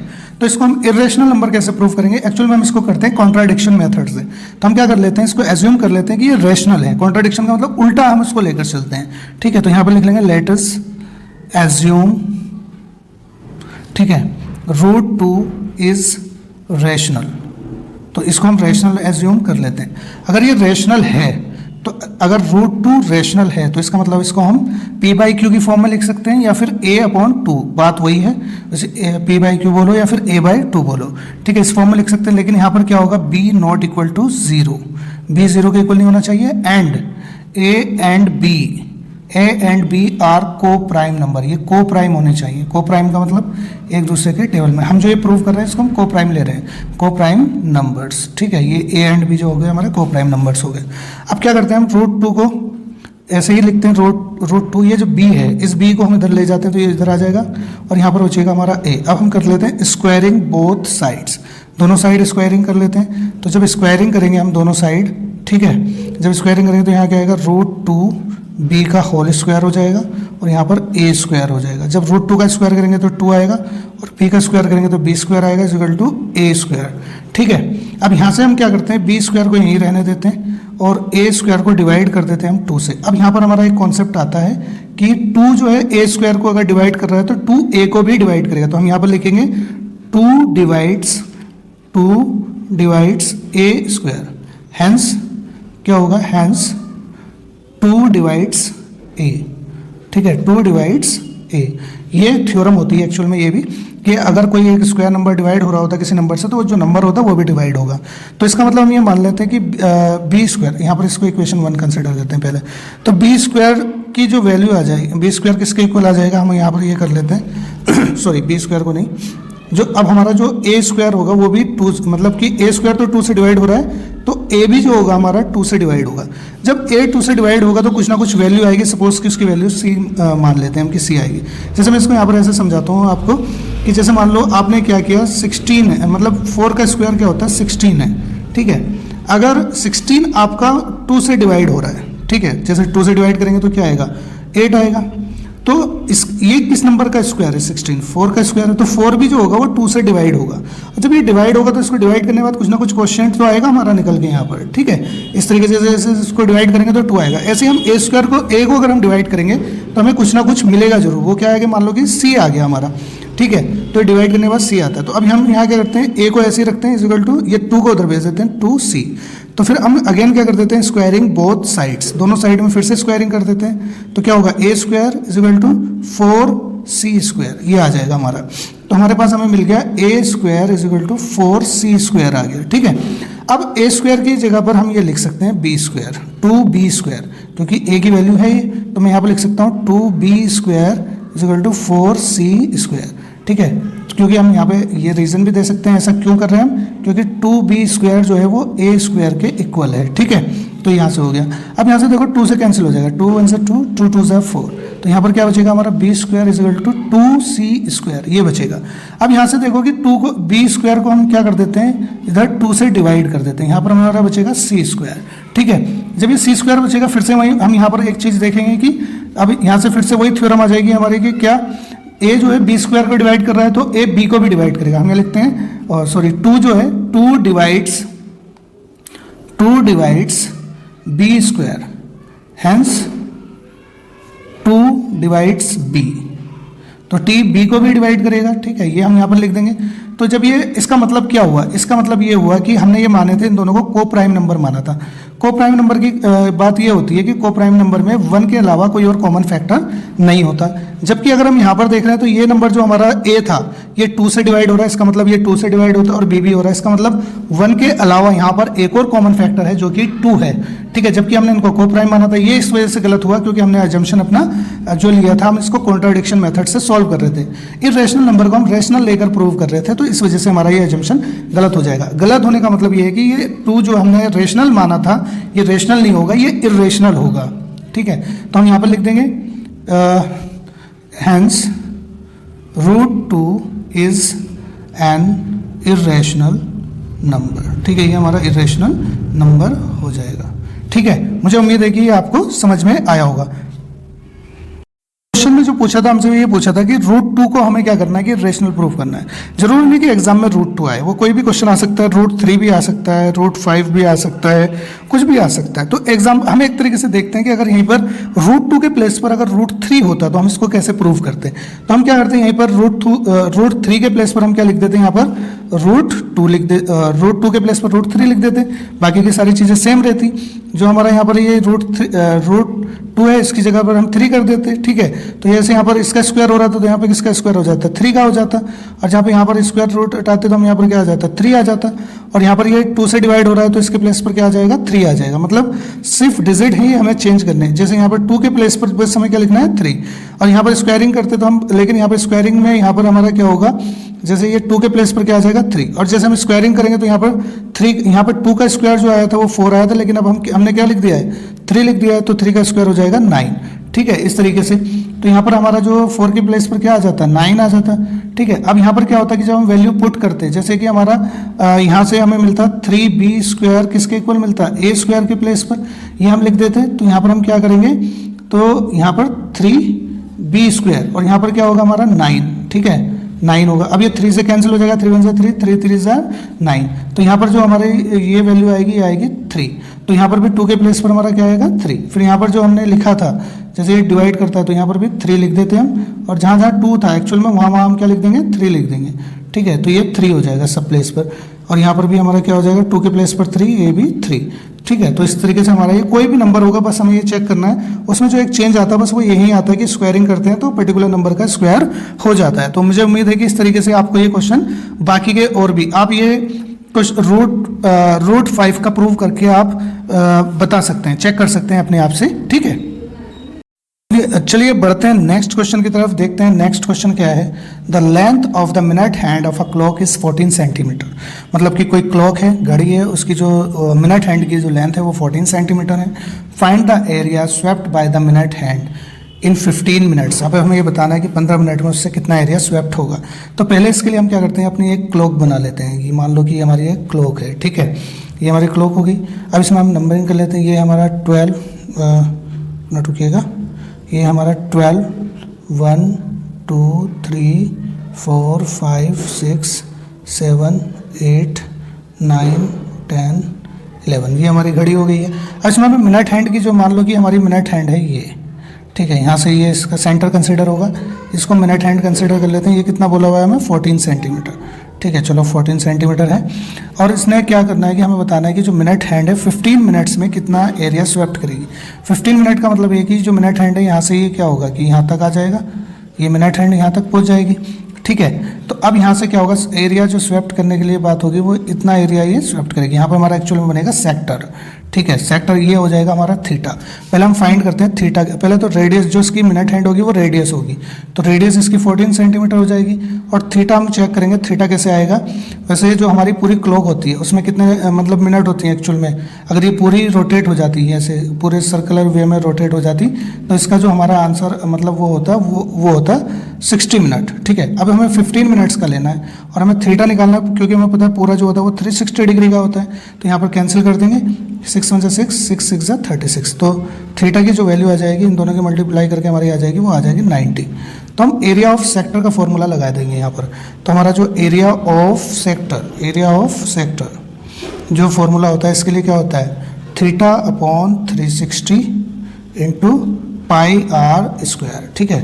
और थीटा के प्लेस पर हमारा है 90 डिग्री जो हमने अभी कैलकुलेट किया है, और अपॉन में 360 मल्टीप्लाई पाई की जगह हम लिखेंगे 22/7, और आर कितना है हमारा यहाँ से 14, तो 14 सेंटीमीटर। आर स्क्वायर है तो 14 को 2 टाइम्स लिख देंगे, ठीक ठीक है। यहाँ पे कैंसिल कर देंगे, 0 से 0 गया, 9 1 से 9, 9 4 जार 36, ये कट गया। यहाँ से 7 7 7 7 2 सा, ये भी कट जाएगा। यहाँ पर ये 2 से गया, फिर ये भी कैंसिल होगा। यहाँ पर 2 1 से 2, 2 1 से 2, 2 1 से 2। एक्चुअल में जो हमारा यहाँ पर कैंसिल करने के बाद आ गया, यहाँ पर हमारा बचा 11 और यहाँ पर बचा है 14। तो 14 और 11 की मल्टीप्लाई कर देंगे तो क्या आ जाएगा, 14 डैश मल्टीप्लाई 14, तो ये आ गया 154। ठीक है, 154 सेंटीमीटर स्क्वायर जो होगा इसका एरिया आ जाएगा। ठीक है, तो चलिए ये क्वेश्चन था हमारा। इसका नेक्स्ट क्वेश्चन पर बढ़ते हैं। अब नेक्स्ट क्वेश्चन क्या है हमारा, देखते हैं। तो ये क्वेश्चन है हमारा, find the zeros of the polynomial x square minus 9 and verify the relationship between the zeros and the coefficients. इनके हमें पहले क्या करना है कि जीरो फाइंड करना है, फिर उसकी रिलेशनशिप बतानी है जीरोज की। ठीक है, तो चलिए देखते हैं कि हमारे पास क्या है। हमें गिवन है एक्स स्क्वायर माइनस 9। जब उसके जीरोज कैलकुलेट करेंगे उसको जीरो के इक्वल रख देते हैं, तो एक्स स्क्वायर को यहीं पर रहने देंगे, 9 उधर जाके प्लस हो जाएगा। तो एक्स स्क्वायर की वैल्यू क्या आ जाएगी, इसको स्क्वायर हटाएंगे तो यहाँ से एक्चुअल में क्या आ जाएगा, हमारे पास रूट लग जाएगा 9। तो एक्स को जब हम बाहर निकालेंगे तो ये हो जाएगा फैक्टर 3 इंटू 3, तो एक पेयर बाहर आ जाएगा। एक्स की जो वैल्यू आएगी प्लस माइनस में 3 आ जाएगी। तो हम कह सकते हैं जो अल्फ़ा कह सकते हैं, अल्फ़ा को एक बार ले लेते हैं +3, और जो दूसरा होगा बीटा, बीटा क्योंकि प्लस माइनस आई है तो एक बार प्लस एक बार माइनस, उसको हम ले लेते हैं यहाँ पर -3। ठीक है, तो अब हमें यहाँ से चेक करना होगा कि हमारा a कितना है, क्योंकि हमें कोफिशिएंट की रिलेशन बतानी है। तो एक्स स्क्वायर का जो कोफिशिएंट होता है वही a होता है, यानी 1 है, b है नहीं यहाँ पर, तो वो 0 हो जाएगा। और c जो हो गया हमारा -9 हो गया। तो रिलेशनशिप में हम क्या करते हैं, पहले हम करते हैं सम ऑफ जीरोज। क्या करते हैं, सम ऑफ जीरोज। तो अल्फ़ा प्लस बीटा, ये क्या होता है -b/a। चेक करते हैं इसके इक्वल आ रहा है नहीं आ रहा। तो अल्फ़ा कितना है हमारा 3 और बीटा कितना है प्लस, और लेकिन ये यहाँ पर इसका खुद का माइनस है तो ये -3 इक्वल टू -b की जगह पर हम क्या रखें 0 और अपॉन में a की जगह 1। तो ठीक है, जब यहाँ पर हम ओपन करेंगे प्लस माइनस क्या हो जाएगा माइनस, और यहाँ पर 0 ही हो जाएगा क्योंकि 0 1 से डिवाइड होगा तो 0 ही आ जाएगा। 0 = 0, तो ये दोनों साइड इक्वल आ गए, तो ये प्रूव हुआ। तो यहाँ पर दूसरा हम देख लेते हैं प्रोडक्ट ऑफ जीरोस। क्या होता है कि c/a। तो प्रोडक्ट में हमारा क्या आ गया, अल्फ़ा कितना है 3 और बीटा कितना है -3। ठीक है, और यहाँ पर हम c देखेंगे, c की वैल्यू क्या है -9 और a की वैल्यू क्या है 1। तो देखो ये प्लस माइनस क्या होगा, -3 3 = 9 इक्वल टू -9। तो ये भी आ रही, तो ये हमारा वेरीफाई हो गया। ठीक है, नेक्स्ट क्वेश्चन देखते हैं। नेक्स्ट क्वेश्चन में क्या आएगी, हमें ये गिवन है प्रूव दैट। हमें ये प्रूव करना है कि 2 cos cube a minus cos a upon sine a minus 2 sine cube a is equal to cot a। तो ये हमें प्रूव करना है। तो इसमें हम क्या कर लेते हैं, पहले हम ले लेते हैं अपनी लेफ्ट हैंड साइड। दो साइड है ना इसमें, लेफ्ट और राइट। तो लेफ्ट हैंड साइड ले लेते हैं पहले हम। क्या है हमारे पास 2 cos cube a minus cos a upon sine a minus 2 sine cube a, ये है हमारे पास। तो इन दोनों में पहले हम देखते हैं कि क्या हो सकता है, कि इसको हमें कोट के इक्वल लाना है। तो अगर हम यहाँ पर देखें, इस क्वेश्चन में अगर हम देखें तो यहाँ पर कोस, और यहाँ पर भी कोस है, यहाँ पर भी कोस है। तो कोस को हम कॉमन ले लेते हैं, कोस बाहर आ गया कोस a। ठीक है, तो कोस a बाहर हो गया, 2 तो यहीं पर रहेगा, और ये जो है हमारा, ठीक है, ये हमारा जो यहाँ पर ये गिवन है। ठीक है, तो यहाँ पर क्या हो जाएगा, कोस स्क्वायर a बचेगा, क्योंकि एक कोस बाहर चला गया, माइनस यहाँ से हमारा क्या बचेगा, कोस a बचेगा। सॉरी, कोस a तो बाहर चला गया, तो यहाँ पर बचेगा 1। ठीक है, नीचे क्या होगा, यहाँ पर भी ऐसे करते हैं, इसमें से साइन कॉमन ले लेते हैं, क्योंकि यहाँ पर भी क्या आ रहा है हमारा, यहाँ पर अगर हम देखेंगे यहाँ पर कुछ साइन है, यहाँ भी साइन है, तो साइन हम कॉमन ले सकते हैं, साइन a। ठीक है, तो साइन बाहर चला गया, तो यहाँ पर क्या बचा 1 माइनस 2 साइन स्क्वायर a बचा हमारे पास। ठीक है, तो अब हमें बताइए कि कोस अपॉन साइन क्या होता है। कोस अपॉन साइन, कोस थीटा हमारे पास होता है कोस a अपॉन साइन a, जो होता है वो हमारा होता है कोट a। ठीक है, तो इसके प्लेस पर जो हमारा ये आ रहा है, इसके प्लेस पर जो है हम क्या लिख सकते हैं, कोट a। तो cot a is equal to नहीं, सॉरी, यहाँ पर हमारा, तो हम ये ऐसे लिखते हैं 2 कोस स्क्वायर a माइनस 1। ठीक है, नीचे हम क्या करते हैं, ये तो हमारा कोड हो गया, तो यहाँ पर क्या बचा हमारे पास 1 माइनस, ठीक है, 1 माइनस क्या बचा हुआ है, 1 माइनस 2 साइन स्क्वायर है। तो साइन स्क्वायर a को एक्चुअल में हम लिख सकते हैं 1 माइनस कोस स्क्वायर a। तो मैं साइन स्क्वायर a के प्लेस पर क्या लिख देता हूँ, बड़ा ब्रैकेट बनाता हूँ यहाँ पर लिख देता हूँ, 2 तो बाहर रहेगा, ठीक है, 2 बाहर रहेगा, तो हम ब्रैकेट में लिख ले देंगे 1 माइनस कोस स्क्वायर a, ये हम लिख लेते हैं। ठीक है, तो यहाँ पर हमारा आ गया कोट a, ये तो चलेगा ही ऐसे, तो यहाँ पर आएगा हमारा 2 कोस स्क्वायर ए माइनस 1, और इसके जो नीचे है वो हमारा आ जाएगा 1 माइनस, इस 2 के अंदर मल्टीप्लाई कर लेते हैं, ठीक है। तो क्या हो जाएगा 2 माइनस ये है और माइनस ये, तो ये हो जाएगा प्लस कोस स्क्वायर ए, ठीक है। तो अब हम क्या करते हैं, इसको सही करके लिख लेते हैं। कोट ए तो है ही जो चल ही रहा है हमारे पास, तो यहाँ पर हमारा ये भी ऐसे ही लिखा जाएगा as it is cos square A minus 1। नीचे हम क्या करते हैं, नीचे हम एक काम कर लेते हैं, ठीक है। नीचे हम ये करते हैं कि इसको यहाँ पर पहले हम देखेंगे तो इसमें से क्या जाएगा, -1 बचेगा, ठीक है। तो कोस स्क्वायर ए को पहले लिख लेता हूँ और इसमें से फिर क्या बचा हमारे पास, -1, तो यहाँ लिख लेता हूँ -1। एक्चुअली में यहाँ पे भी 2 आना है क्योंकि 2 से मल्टीप्लाई करें, 2 कोस स्क्वायर ए ऐसे आ जाएगा। अगर मैं इसको भी ब्रैकेट में लिख लेता हूँ तो हम देखेंगे दोनों क्या है, सेम है, तो कैंसिल हो जाएंगे, तो हमारे पास आ जाएगा कोट ए। तो हम कह सकते हैं left hand side is equal to right hand side, दोनों साइड्स हमारी इक्वल हो गई हैं।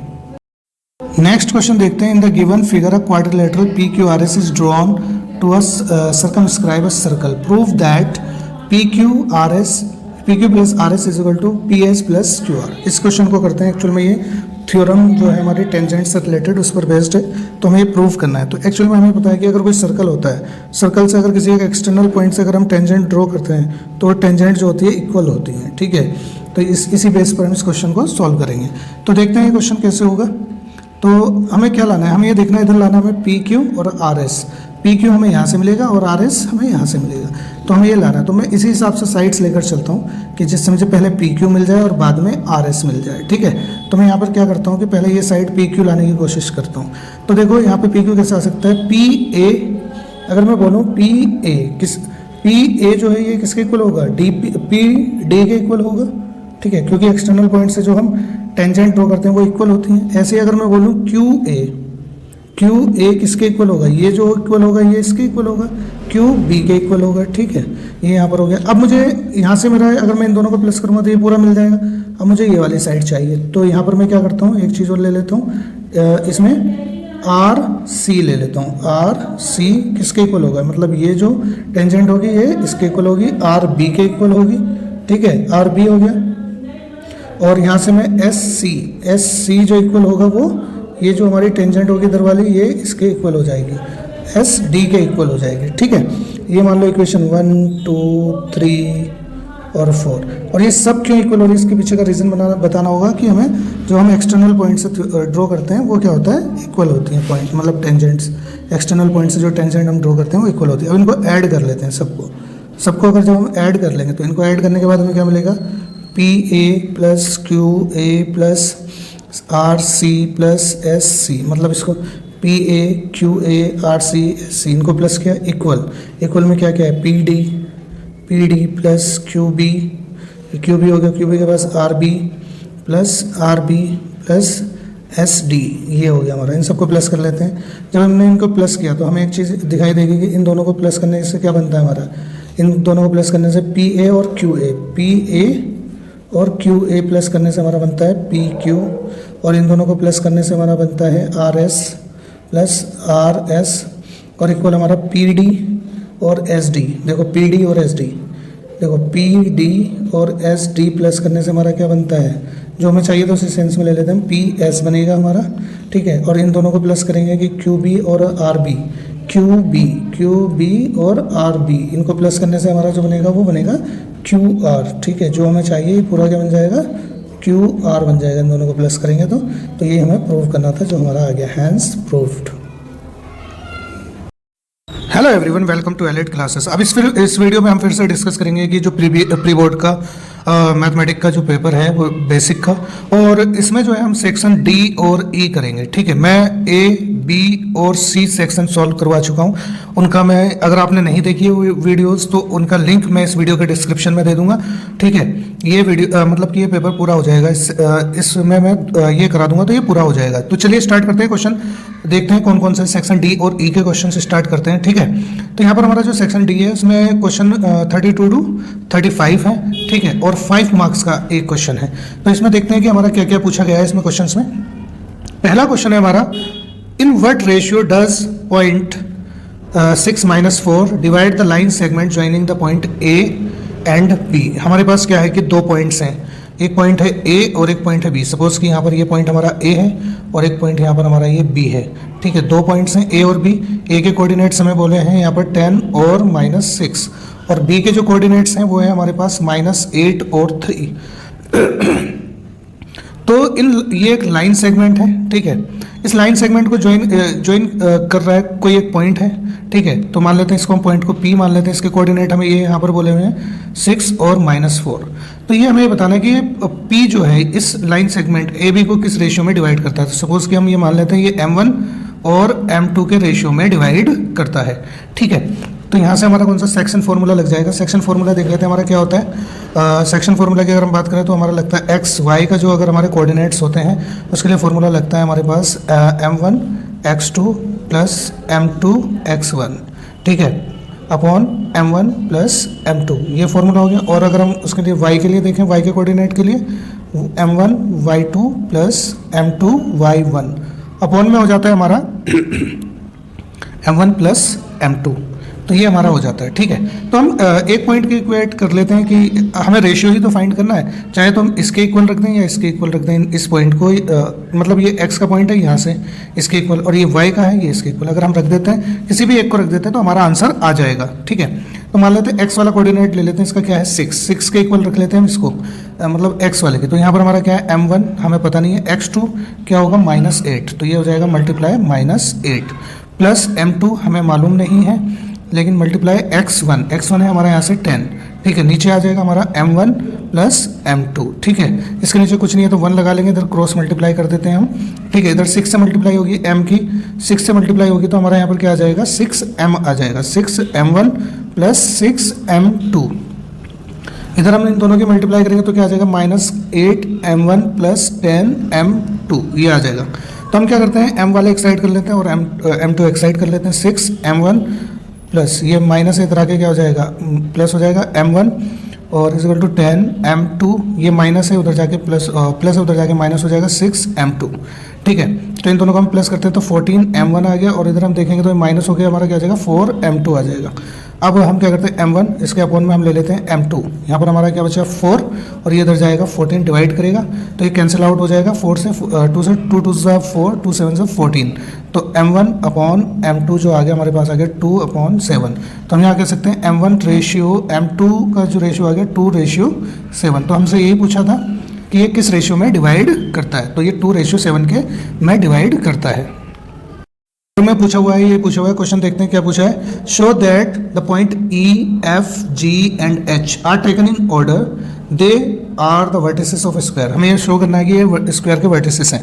अगर हमें पता हो कि स्क्वायर क्या होता है, स्क्वायर का अगर हम इसमें देखते हैं, यहाँ से अगर हम देखें कि स्क्वायर की अगर हम बनाएं, ये हमारा स्क्वायर है, ठीक है।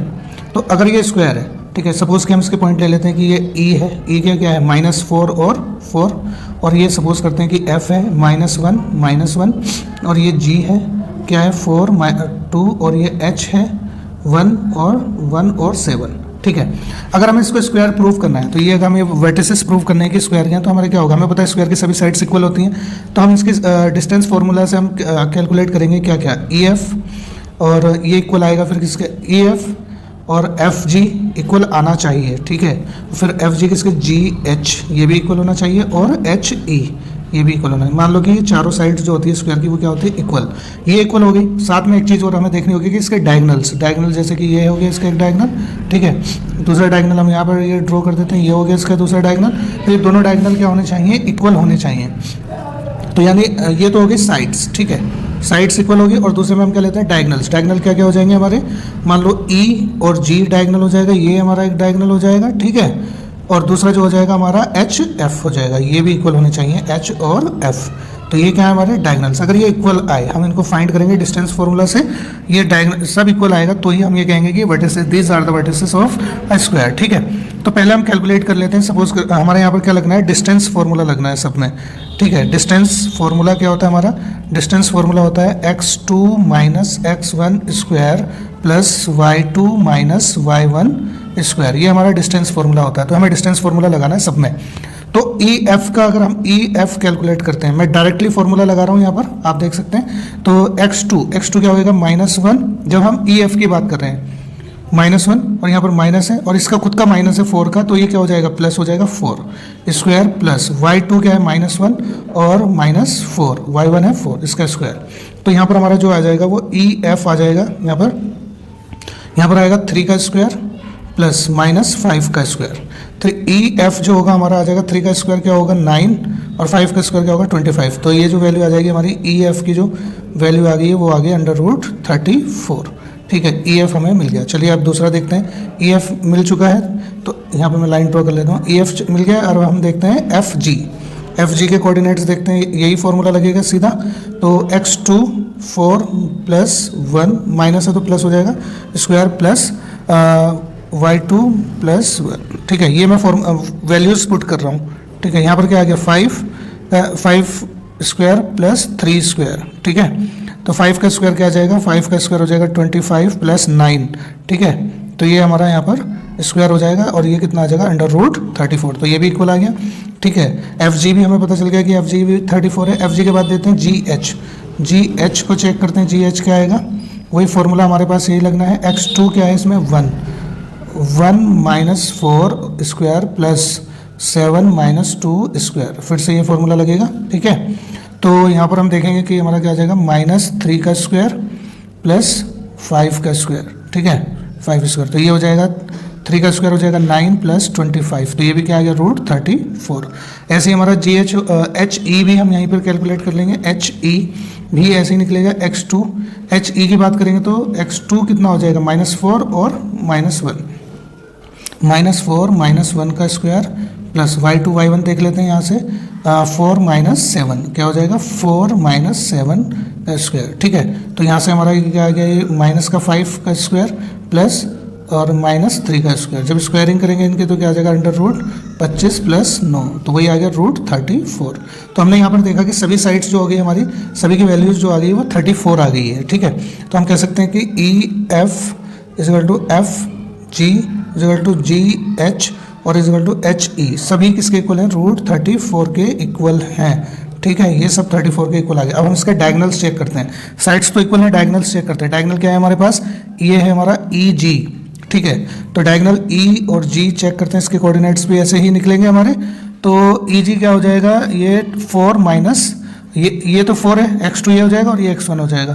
तो 4 माइनस ये माइनस का तो प्लस हो जाएगा 4 + 4 ऐसे हो जाएगा 4 + 4 स्क्वायर प्लस। ठीक है, फिर यहाँ पर आएगा y2 2 हो जाएगा और ये y1 हो जाएगा। तो 2 - 4 स्क्वायर। ठीक है, तो यहाँ पर क्या आ गया 8 स्क्वायर हो जाएगा प्लस यहाँ पर होगा ब्रैकेट में -2 स्क्वायर। तो 8 स्क्वायर क्या होगा √64 प्लस 2 का स्क्वायर 4 दैट इज 68, ये आ गया। अब हमारा EH आ गया, तो अब हम एक और HF भी देख लेते हैं। ठीक है, HF भी देख लेते हैं। यहाँ पर क्या होगा हमारा HF में √HF चेक करते हैं, फॉर्मूला वही लगेगा √x2 HF की बात करें -1 और -1, तो ये आ जाएगा -1 स्क्वायर प्लस और y2 देख लेते हैं -1 और -7। ठीक है, -1 7 फॉर्मूले के मैं वैल्यूज पुट कर रहा हूँ। ठीक है, तो ये हमारा आ गया -2 स्क्वायर और ये आ गया प्लस -8 स्क्वायर। तो हम यहाँ से इसकी वैल्यू देखेंगे, इसका 4 होगा और इसका 64 होगा, तो ये जो हमारा आ जाएगा 68 आ जाएगा √। तो यहाँ से हम कहेंगे कि डायगोनल जो होता है हमारा EG किसके इक्वल आ गया HF के, जो कि √64 है, तो इसका 68 है। तो हम यहाँ से ये प्रूव हो जाता है कि ये डायगोनल मतलब कि स्क्वायर के वर्टिसेस हैं। हमें ये प्रूव करना था कि these are the vertices of a square. ठीक है, आई होप कि आपको समझ में आया होगा। अब नेक्स्ट क्वेश्चन देखते हैं। इसमें क्या करना है कि हमें टेबल गिवन है एक्सपेंडिचर की 25 हाउस होल्ड की, तो हमें इसका मीन फाइंड करना है। मीन फाइंड करने के लिए हम क्या करते हैं, हमारा मीन का क्या फॉर्मूला होता है, जैसे हमें क्लास इंटरवल दिया है यहाँ पर। ठीक है, यहाँ से हमें क्या दिया है फ्रीक्वेंसी नंबर, और यहाँ पर हम क्या निकाल क्लास इंटरवल क्या है 150 से 200 to 250। ठीक है, 250 से 300 और 300 से 350 और 350 से 400। ठीक है, ये कितना है 4 5 12 2 2। ठीक है, ये आ गया। तो हम यहाँ से पहले x निकालेंगे, x डैश, ये कितना आएगा, दोनों को प्लस करेंगे उसका हाफ। ठीक है, तो कितना आया 175, 50 का डिफरेंस आ रहा है तो 50 प्लस कर दो, तो इसमें कितना हो जाएगा 225, फिर क्या हो जाएगा 275, फिर क्या हो जाएगा 325 और फिर क्या हो जाएगा 375, ठीक है। अब यहाँ से हम क्या कर लेते हैं, F I x I calculate कर लेते हैं। ये एफ आई है और ये एक्स आई है, इनकी मल्टीप्लाई करते हैं, मल्टीप्लाई कर देते हैं इनकी। 1 मिनट में सबकी मल्टीप्लाई कर देता हूँ। मल्टीप्लाई कर दिए, मल्टीप्लाई करके ये डिजिट आ गए हमारे यहाँ पर, ठीक है। और फिर उसके बाद इसका हमें क्या करना है, यहाँ पे सिग्मा एफ आई लेना है, ठीक है, और यहाँ पे सिग्मा एफ आई एक्स आई, तो इनका ये आ गया। फॉर्मूला क्या होता है हमारा, इन सबको जब प्लस किया तो ये आ गया, और इनको प्लस किया तो 25। फॉर्मूला होता है मीन का हमारा sigma F I x I upon sigma F I, ठीक है, ये हमारा फॉर्मूला होता है। तो एक्स की वैल्यू क्या आ जाएगी, ये आ जाएगी 6625 अपॉन में 25। 5 से कैंसिल कर दो, 5 5 से 25, ये यहाँ पे कट गया 15 5 25, फिर ये आ गया हमारा 1525, और ये 5 से कट जाएगा, 5 से 15 0 5 5 25, गलत आया क्या। मैंने इन सब की मल्टीप्लाई कर दी है और इनका मल्टीप्लाई करके इनका प्लस भी कर दिया, तो यहाँ पर सिग्मा एफ आई इतना आ गया और सिग्मा एफ आई एक्स आई ये आ गया, ठीक है।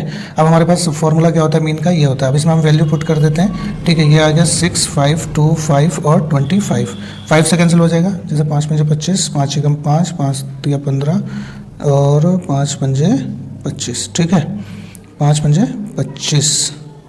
क्या हो रहा है यार ये, तो मैंने यहाँ पर इन सबको मल्टीप्लाई कर दिया है, ठीक है, और इनकी वैल्यूज़ लिख दी है। यहाँ पर सिग्मा एफ आई एक्स आई की वैल्यू ये आ गई है और sigma F I x I F I ये आ चुका है।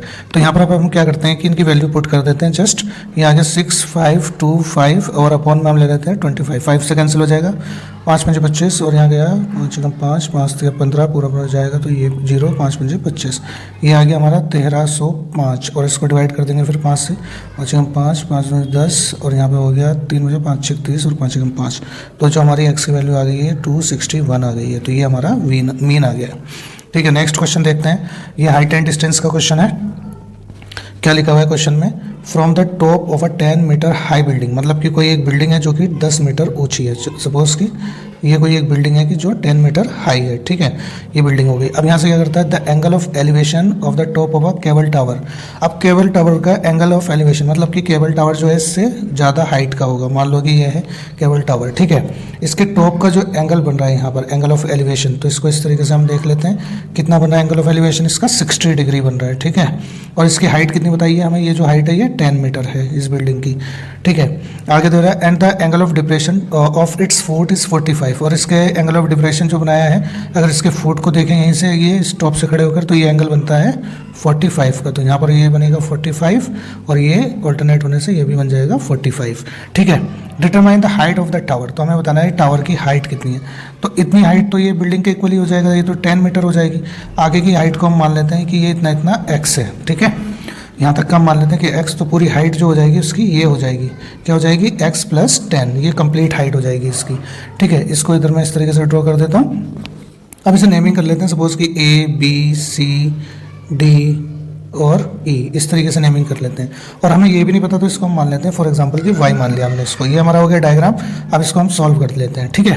तो यहाँ पर हम क्या करते हैं, इसमें लेते हैं, फिर हमें चेक करना होगा वही पापा BR P हो गए, हाँ बेटा, इससे चेक करेंगे। तो हम कोशिश करते हैं हमेशा tan थीटा बनाने की। तो हम यहाँ ले लेते हैं ट्रायंगल, ले लेते हैं इन ट्रायंगल CED ले लिया हमने, ये वाला ट्रायंगल CED, इस ट्रायंगल की हम बात कर रहे हैं। तो यहाँ पर क्या बनेगा हमारा tan थीटा क्या होगा, यहाँ पर ये हमारा बेस हो जाएगा और ये परपेंडिकुलर हो जाएगा। tan थीटा क्या होता है, परपेंडिकुलर अपॉन बेस, ठीक है। क्या होता है, P अपॉन B, ये होता है। तो परपेंडिकुलर कितना हो गया इसमें 10 और बेस कितना हो गया हमारा ये y, हमने y ले लिया। और थीटा कितना है 10, यहाँ पर हमारा कितना है 45, ठीक है। तो ये 10 अपॉन y आ गया। यहाँ से और चेक कर लेते हैं, इसकी वैल्यू होती है 10 45 की 1, y अपॉन 10 अपॉन y, तो y की वैल्यू जो आ गई हमारे यहाँ पे 10 सेंटीमीटर या 10 मीटर, सॉरी 10 मीटर आ गई है। तो y की वैल्यू हम कह सकते हैं कि y की वैल्यू जो हमें मिल गई है यहाँ से 10 मिल गई है। तो ये जितना ये होगा उतना ही ये भी होगा, ठीक है, ये भी इतना ही होगा 10 मीटर। तो अब हम दूसरा ट्रायंगल देख लेते हैं, ऊपर वाला जो ट्रायंगल बन रहा है, यहाँ पर अब हम ट्रायंगल ले लेते हैं कि इन ट्रायंगल ABC। तो यहाँ पे भी हम tan थीटा बना लेते हैं, अपना tan थीटा ही बनता है जनरली। तो ठीक है, ये अभी ये जो होगा हमारा ये बेस हो जाएगा और ये हो जाएगा परपेंडिकुलर। तो P अपॉन H होता है, ठीक है, P कितना हो गया x और H कितना हो गया, और सॉरी P अपॉन B होता है, बेस कितना हो गया 10, तो ये हो गया। और इसमें थीटा कितना है हमारा 60 डिग्री, तो tan 60 = x अपॉन 10, ठीक है। tan 60 की वैल्यू जो होती है हमें पता है कि वो होती है √3। तो यहाँ पर हम क्या करते हैं, इसकी वैल्यू लिख लेते हैं √3 = x/10। तो 10 को इधर भेज देते हैं तो ये हो जाएगा tan√3 = x। तो हमें यहाँ पर x की वैल्यू पता चल गई है, कितनी आ गई है, tan√3। तो ये x आ गया, लेकिन हमें क्या करना था, हाइट बतानी थी इसकी केबल टावर की। तो केबल टावर की हाइट है x + 10। तो हम यहाँ लिख देते हैं height of cable tower, height of cable tower. Cable tower की जो हाइट होगी वो होगी x + 10, ठीक है।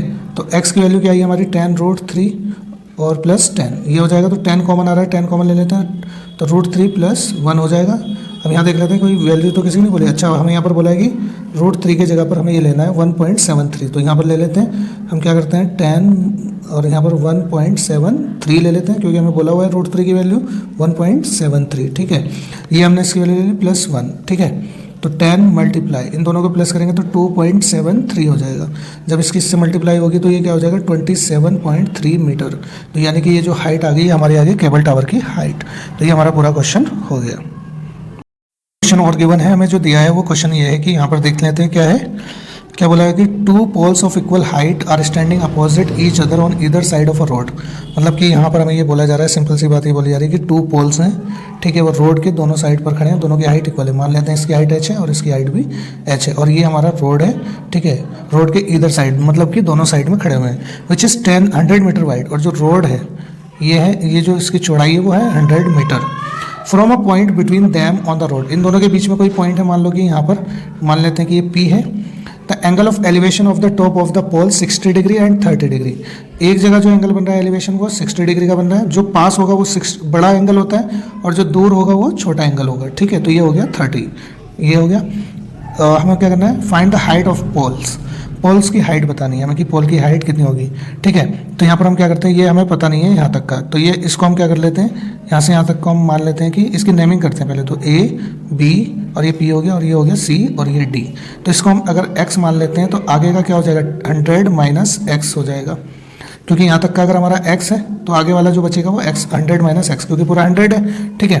तो अब हम यहाँ पर चेक कर लेते हैं, वही फिर से अपना tan थीटा बना लेते हैं। tan थीटा क्या होता है हमारा, वही पापा बियर पियोगे अपॉन में हाँ बेटा, ये होता है।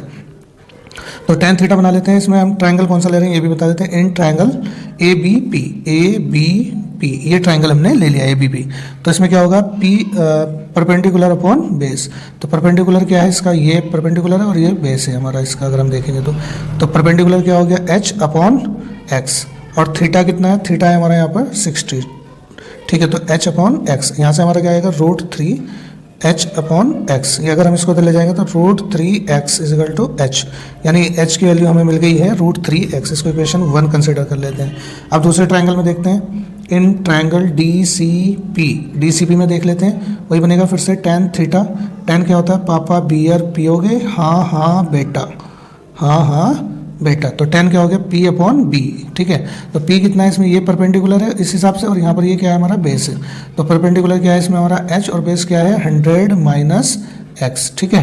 ये हम यहाँ पर लिख लेते हैं। और थीटा कितना है यहाँ पर, tan 30 डिग्री = H/100 - x, ठीक है। तो tan 30 की वैल्यू क्या होती है, 1/√3 = H/100 - x, ठीक है।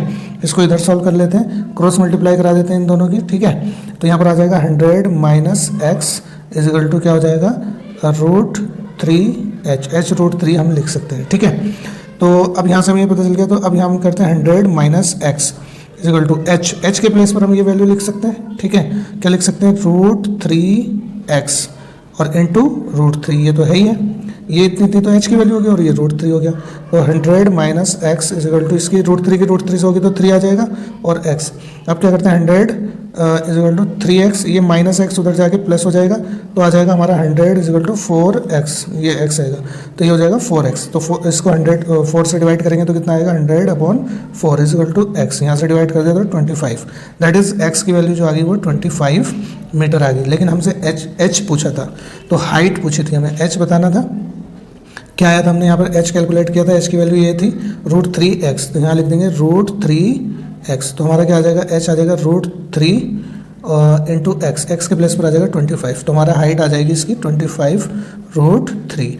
देख लेते हैं √3 की कोई वैल्यू तो नहीं बोली हुई, नहीं बोली, तो यही हमारा आंसर हो जाएगा। तो हमसे पूछी थी height of the tower, cable tower, तो ये केबल टावर की हाइट हमारी ये आ जाएगी। ठीक है, मुझे उम्मीद है कि समझ में आ गया होगा ये क्वेश्चन भी आपको, एक बार और देख सकते हैं। ठीक है, नेक्स्ट क्वेश्चन देखते हैं। नेक्स्ट क्वेश्चन में क्या है, बेसिकली कुछ और नहीं है बल्कि बीपीटी थ्योरम है।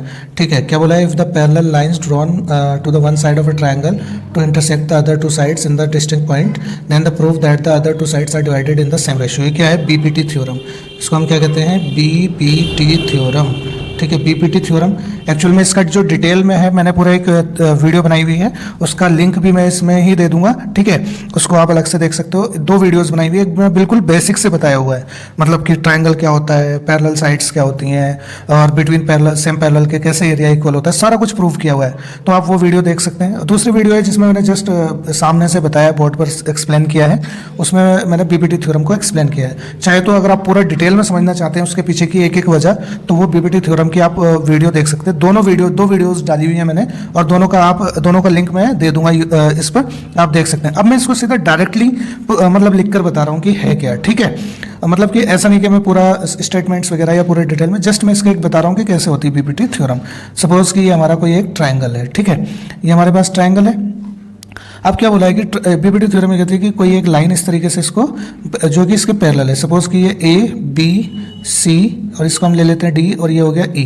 पहले हम क्या करते हैं, ई से इस पे क्या करते हैं, परपेंडिकुलर ड्रॉ करते हैं। ठीक है, तो ये परपेंडिकुलर हो गया, मान लो कि इसको हम ले लेते हैं एन, और डी से इधर परपेंडिकुलर ड्रॉ करते हैं, तो ये मान लो क्या हो गया,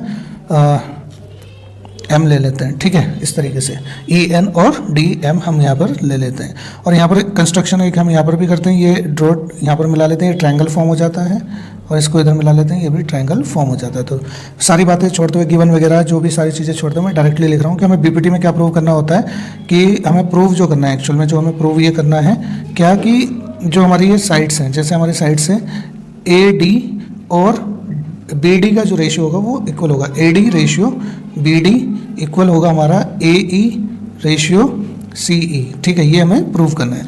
तो अब हम यहाँ पर क्या करते हैं, ट्रायंगल देखते हैं, इन triangle A B A D E triangle देखते हैं, ये जो हमारा ट्रायंगल है ए डी ई। ठीक है, इसमें हम चेक करते हैं एरिया ऑफ ट्रायंगल। ठीक है, area of triangle A D ई। ठीक है, क्या होता है, 1/2 बेस इंटू हाइट। ठीक है, 1/2 बेस इंटू हाइट। अगर मैं मुझे लेनी है ये वाली साइड पहले, तो इस पर जो बेस होगा हमारा ए डी हो जाएगा, तो मैं यहाँ पे ए डी ले लेता हूँ, और इस पर जो हाइट आ रही है, जो हमने परपेंडिकुलर ड्रॉ किया है, ये क्या है, ई एन, ये हमारा परपेंडिकुलर हो गया। अब क्या करते हैं, हम करते हैं एक, अब हमें चाहिए ये वाली साइड, मतलब ये पार्ट चाहिए डीबी, तो ये डीबी किस में आएगा, ये आएगा इस ट्रायंगल में। अगर हम ध्यान से देखेंगे, ये जो एक ट्रायंगल बनेगा इसमें बनेगा। ठीक है, तो इस ट्रायंगल में हमारा क्या होगा कि डी बी ई, हम इसका भी एरिया फाइंड कर लेते हैं, area of triangle D B E. ठीक है, इसका भी फॉर्मूला क्या होगा, 1/2 बेस, इसका बेस जो हो जाएगा वो ये हो जाएगा हमारा, ये वाला पार्ट जो होगा ये इसका बेस हो जाएगा, बेस क्या हो जाएगा बी डी, और हाइट जो हो जाएगी एक्चुअल में इसकी ये इसकी जो हाइट होगी इसके आउटसाइड लाई करेगी, यही सेम हाइट हो जाएगी। ठीक है, ई एन, तो हमने यहाँ पर लिख दिया। अब इनका दोनों का रेशियो ले लेते हैं, area triangle A D E और area triangle D B E, इन दोनों का रेशियो ले लेते हैं, तो 1/2 A D multiply E N, और अपॉन में जो आ जाएगा हमारा यहाँ पर आ जाएगा 1/2 into B D into E N. तो अब हम यहाँ पर देखेंगे जो हमारा कुछ कैंसिल हो जाएगा, 1/2 से 1/2 कैंसिल हो जाएगा, ई एन से ई एन कैंसिल हो जाएगा, तो ये जो हमारा आ जाएगा area triangle A D E और upon area triangle B D E जो आएगा ये इक्वल आ जाएगा A D upon B D. ठीक है, इसको हम इक्वेशन 1 कंसिडर कर लेते हैं। अब हम देखते हैं दूसरी साइड, फिर से क्या करते हैं, अब हमें दूसरी वाली साइड, ये रेशियो तो हमारा आ गया, अब हमें चाहिए दूसरा वाला रेशियो, तो यहाँ पर हम फिर से रेशियो ले लेते हैं इसका, ट्रायंगल में देखते हैं, एरिया इसी ट्रायंगल का फाइंड करते हैं ए डी ई का, लेकिन अब की बार हम बेस जो लेंगे ये साइड लेंगे, तो हमारा area triangle A D E जो होगा वो क्या आ जाएगा 1/2 बेस इंटू हाइट, बेस क्या होगा अब की बार हमारा ये होगा ए ई, और जो हाइट होगी इसमें क्या होगी, इसकी जो हाइट होगी ये होगी डी एम। ठीक है, जो हमने परपेंडिकुलर ड्रॉ किया था डी एम।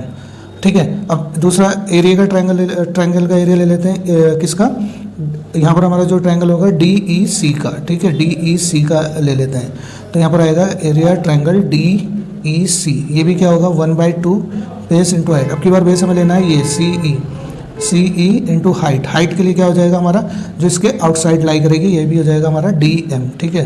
फिर हम इन दोनों का रेशियो ले लेंगे। तो रेशियो ले लेते हैं area triangle A D E और एरिया ट्रायंगल डी ई सी, इनका रेशियो ले लेते हैं। क्या होगा 1/2 इंटू ए ई इंटू डी एम, ठीक है। यहाँ पर आएगा 1/2 इंटू सी ई इंटू डी एम, तो यहाँ से ये कैंसिल हो जाएगा, इससे ये कैंसिल हो जाएगा, तो हमारा आ जाएगा area triangle A D E और अपॉन में एरिया ट्रायंगल डी ई सी, जो इक्वल आ जाएगा वो आ जाएगा ए ई अपॉन सी ई, ठीक है। ये आ जाएगा यहाँ से, तो इसको हम इक्वेशन 2 कंसिडर कर लेते हैं। अब हमें एक चीज़ भी और पता है कि जो सेम बेस पर जो बनते हैं ट्रायंगल, ठीक है, सेम बेस और सेम पैरेलल के बीच में जो ट्रायंगल बनते हैं उनका एरिया क्या होता है, इक्वल होता है, ठीक है। तो इसको समझते हैं किस तरीके से होगा। मैं मान लो कि ये ले लेता हूँ। अगर हमारे ये दो ट्रायंगल की हम बात करें, एक ट्रायंगल ये D B E, B D E की बात कर, कौन सा ट्रायंगल था हमारा, बी डी ई की बात करते हैं, ये ट्रायंगल और ये ट्रायंगल, इन दोनों का एरिया क्या होगा, इक्वल होगा। तो एक दूसरे की जगह पर हम इसको रिप्लेस भी कर सकते हैं। मैं यहाँ पर ले लेता हूँ एरिया, दूसरा मैं कर लेता हूँ area triangle A D E upon area, इसी के इक्वल रखा हूँ, ठीक है। ये तो इक्वल में लिखा ही है, A D upon B D, मान लो कि ये लिखा हुआ ही है, ठीक है।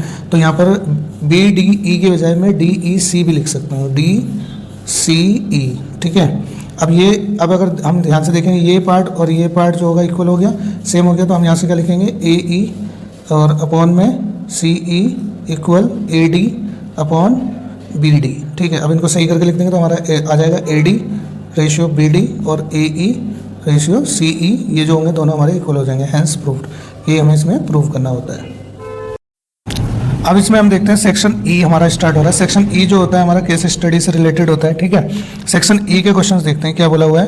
क्वेश्चन देखते हैं, the length of the rugs of a ladder decrease uniformly, of the rugs of a ladder decrease uniformly by 2 centimetre from the bottom to top. मतलब कि कोई एक सीढ़ी है, इसकी जो लैडर की जो रग्स हैं, डंडे हैं, इसकी हर बार जो इसकी लेंथ होती जा रही है वो कम होती जा रही है, 2 सेंटीमीटर, ठीक है।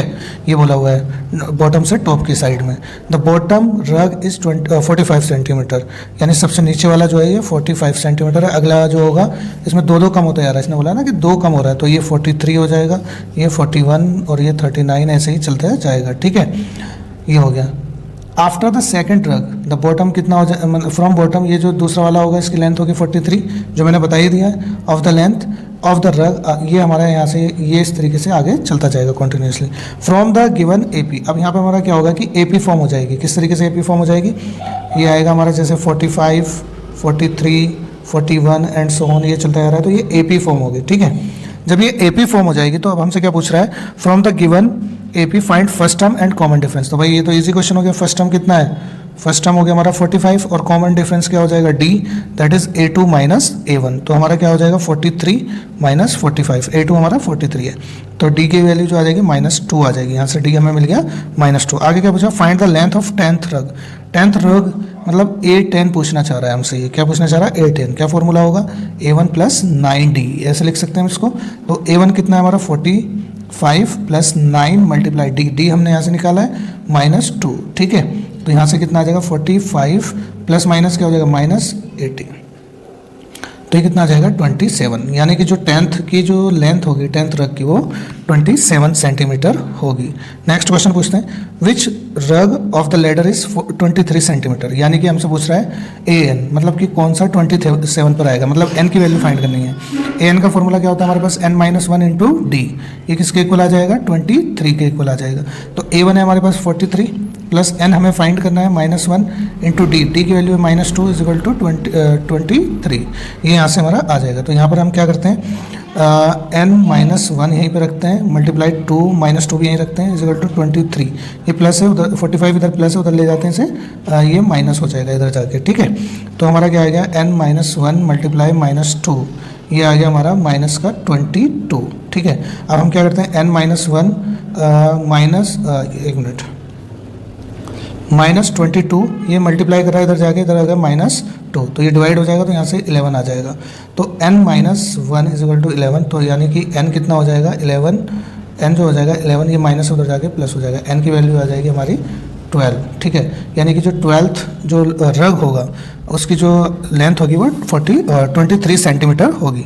इसी में क्या पूछा है, फाइंड द सम, इसी का और में गिवन है find S10 of the AP, S10 पूछा है, ठीक है। SN का फॉर्मूला होता है हमारे पास n/2 2a1 plus n minus 1 multiply d, ये हमारा n का फॉर्मूला होता है।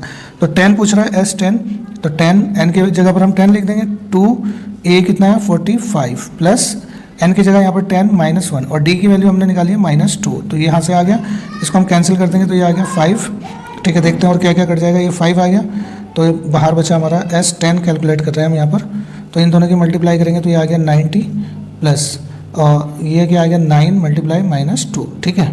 10 में से 1 गया 9 और मल्टीप्लाई 2, तो ये आया 5 90 प्लस माइनस -18, ठीक है। तो ये आ गया हमारा, तो 5 मल्टीप्लाई इसमें से ये माइनस करेंगे तो कितना आएगा 72, तो इन दोनों की मल्टीप्लाई कर देते हैं 360 आ गया। S10 की जो वैल्यू आएगी, मतलब अगर हम फर्स्ट 10 जो इसके रग्स हैं उनकी जो लेंथ का सम करेंगे वो कितना आ जाएगा 360 सेंटीमीटर आ जाएगा। नेक्स्ट क्वेश्चन देखते हैं, क्वेश्चन में क्या बोला हुआ है। नेक्स्ट क्वेश्चन में हमें बोला हुआ है 37 जो क्वेश्चन है, इसमें देखते हैं क्या है। Banks provide services security for financial assets and transactions. Rocky went to a bank to withdraw 2000 rupees, ठीक है। रॉकी बैंक गया है कितने रुपए निकालने के लिए, उसको चाहिए 2000 रुपीज़, ठीक है। अब क्या करता है वो, ही आज the cashier to give him ₹50 and 100 notes, उसे चाहिए 50 रुपये के और 100 रुपये के नोट, ठीक है। कैशियर से पूछ रहा है कि कहा है उसने कि मुझे 50 रुपये और 100 रुपये के नोट चाहिए, ठीक है। Only the cashier gave Rocky a total 25 notes, उसने जो टोटल नोट्स दे दिए वो कितने दे दिए 25 दे दिए, ठीक है। अब देखते हैं क्वेश्चन क्या पूछा है हमसे। क्वेश्चन देखते हैं, right a linear equation representing the total number of notes. अब हमें नहीं पता कि कौन से कितने नोट्स हैं, तो हम मान लेते हैं कि let the number of ₹50 note, ₹50 note, इसको हम x मान लेते हैं, और ऐसे let the number of ₹100 note, 100 रुपये के नोट जो मान लेते हैं y। तो अब कैशियर ने जो उसके टोटल नोट दिए हैं वो कितने दिए 25, तो x plus y equal to 25, ये आ जाएगा 25, ये इक्वेशन हमारी बन जाएगी। फिर इसने क्या पूछा आगे, ये इक्वेशन पूछ ली थी कि write the linear equation representing the total number of notes, ये होगी। दूसरी क्या है, write the equation representing the total amount. Total amount में क्या होगा कि भाई देखो सेम इक्वेशन रहेगी, x plus y equal to, अब ये यहाँ पर हमें देखना होगा कि कितने रुपए मिले हैं उसको, टोटल रुपीज़ में मिले हैं 2000। अब ये किसके नोट है, x जो है 50 के नोट है और y जो है ये 100 के नोट है, तो इनकी इससे मल्टीप्लाई कर देंगे तो ये इक्वेशन बन जाएगी हमारी, ठीक है। नेक्स्ट क्वेश्चन देखें, how many ₹50 note did Rocky receive, और नीचे क्वेश्चन पूछा 100 रुपये नोट कितने मिले। तो दोनों इक्वेशन को अब हम क्या कर लेते हैं, सॉल्व कर लेते हैं। तो इक्वेशन 1 को मल्टीप्लाई कर देते हैं पहले हम किससे, मल्टीप्लाई बाय 50, इक्वल करने के लिए हम 50 से डिवाइड कर देते हैं, तो ये मल्टीप्लाई कर देते हैं, तो ये हो जाएगा 50x plus 50y is equal to क्या हो जाएगा हमारा, इसकी मल्टीप्लाई होगी तो 125, ये मतलब ये हो जाएगा। और दूसरी इक्वेशन जो है हमारी ये 50x प्लस 100y, ये वाली इक्वेशन की बात कर रहा हूँ, ठीक है, इज इक्वल टू 2000, ठीक है। इनमें से क्या करते हैं, दोनों को माइनस कर देते हैं, तो ये कैंसिल आउट हो जाएगा, और यहाँ पर -50y इज इक्वल टू -750 बचेगा, माइनस से माइनस कैंसिल हो जाएगा, तो यहाँ से हमारी जो y की वैल्यू आएगी वो कितनी आ जाएगी, एक मिनट कहाँ गया क्वेश्चन, ज़्यादा दूर पहुँच गया। तो y की जो हमारी वैल्यू आ जाएगी वो आ जाएगी 750 को हम डिवाइड कर देंगे 50 से, 0 से 0 कट जाएगा, 5 से देखो जाएगा 5 एकम 5, 5 एकम 5, 5 पंजे 25, y की वैल्यू आ गई 25, ठीक है, और 15 सॉरी। और पुट, अब हम क्या करेंगे, put y is equal to 15 in equation 1। वो इक्वेशन 1 क्या आती है हमारे पास, x plus y is equal to 25, तो x प्लस वाई की वैल्यू है 15 इज इक्वल टू 25, तो x is equal to 25 minus 15 that is x की वैल्यू आ गई है 10। मतलब कि उसको जो x हमने क्या माना था 50 रुपये के नोट, जो 50 रुपये के नोट मिले हैं वो उसको मिले हैं, x की वैल्यू आ गई है 10 और y की वैल्यू आ गई है 15। ये जो है हमारे 50 रुपये वाले नोट हैं 10 नोट, और ये जो हमारे ये 100 रुपये वाले नोट हैं 15 नोट। इस तरीके से उसको कुल 2000 रुपये मिल गए, ठीक है।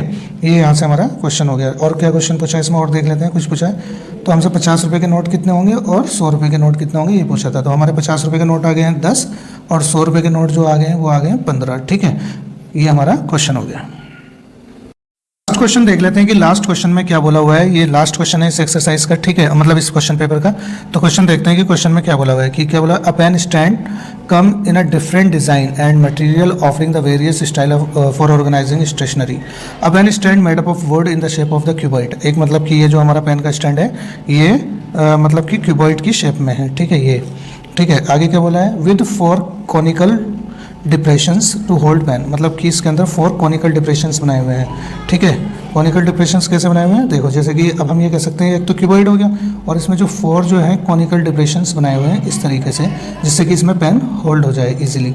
तो हमें क्या बोला है, the dimensions of the cuboid. जो क्यूबॉइड है इसकी डायमेंशन ये है, तो हम इसकी लेंथ कह सकते हैं कि लेंथ कितनी है 15 सेंटीमीटर और ब्रेथ कितनी है इसकी वो है 10 सेंटीमीटर। एल बी हो गया ये, ठीक है, ये बी हो गया।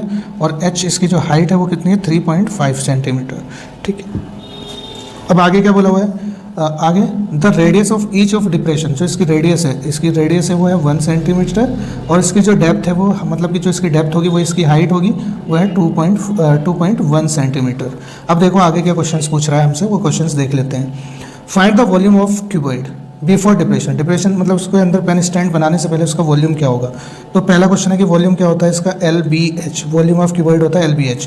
तो ये है 15 और ये है 10 और ये है 3.5।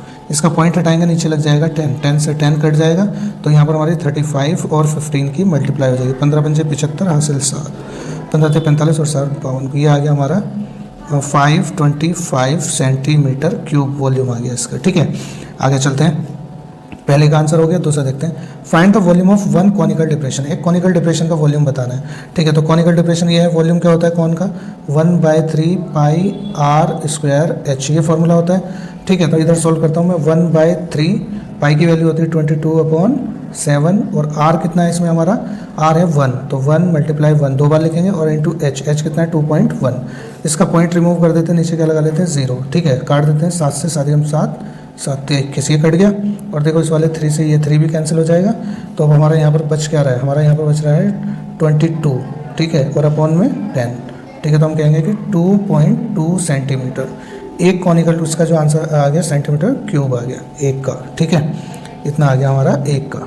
तो ये भी हो गया हमारा, इसका ये आंसर भी हो गया। थर्ड वाला क्या पूछा है, find the volume of the wood in the entire stand. Volume of would बताना है कि इस पूरे स्टैंड में वॉल्यूम ऑफ वुड कितना है। देखो इसमें हमने क्या किया है कि कॉनिकल डिप्रेशंस किए हैं। जब हमने यहाँ पर ये कॉनिकल डिप्रेशंस किए होंगे, ठीक है, तो यहाँ से वुड क्या होगी कम हो जाएगी। ये जो कॉनिकल डिप्रेशंस हुए हैं इसमें 4, तो 4 कोण के बराबर क्या हो जाएगा, वॉल्यूम कम हो जाएगा। तो क्या होगा, हमारा जो टोटल वॉल्यूम था वो 525 था, इसमें से 5 कॉन्स का 4 डिप्रेशंस है ना, 4 है, हाँ, 4 की क्या हो जाएगी, 4 डिप्रेशंस के बराबर जो होगा वो हमारा कम हो जाएगा। तो ये 2.2 कम हो जाएगा। यहाँ से हमारा जो आ जाएगा 525 माइनस 8.8, इन दोनों की मल्टीप्लाई करेंगे तो 8.8। तो 525 में से हम 8.8 माइनस कर देंगे, ठीक है।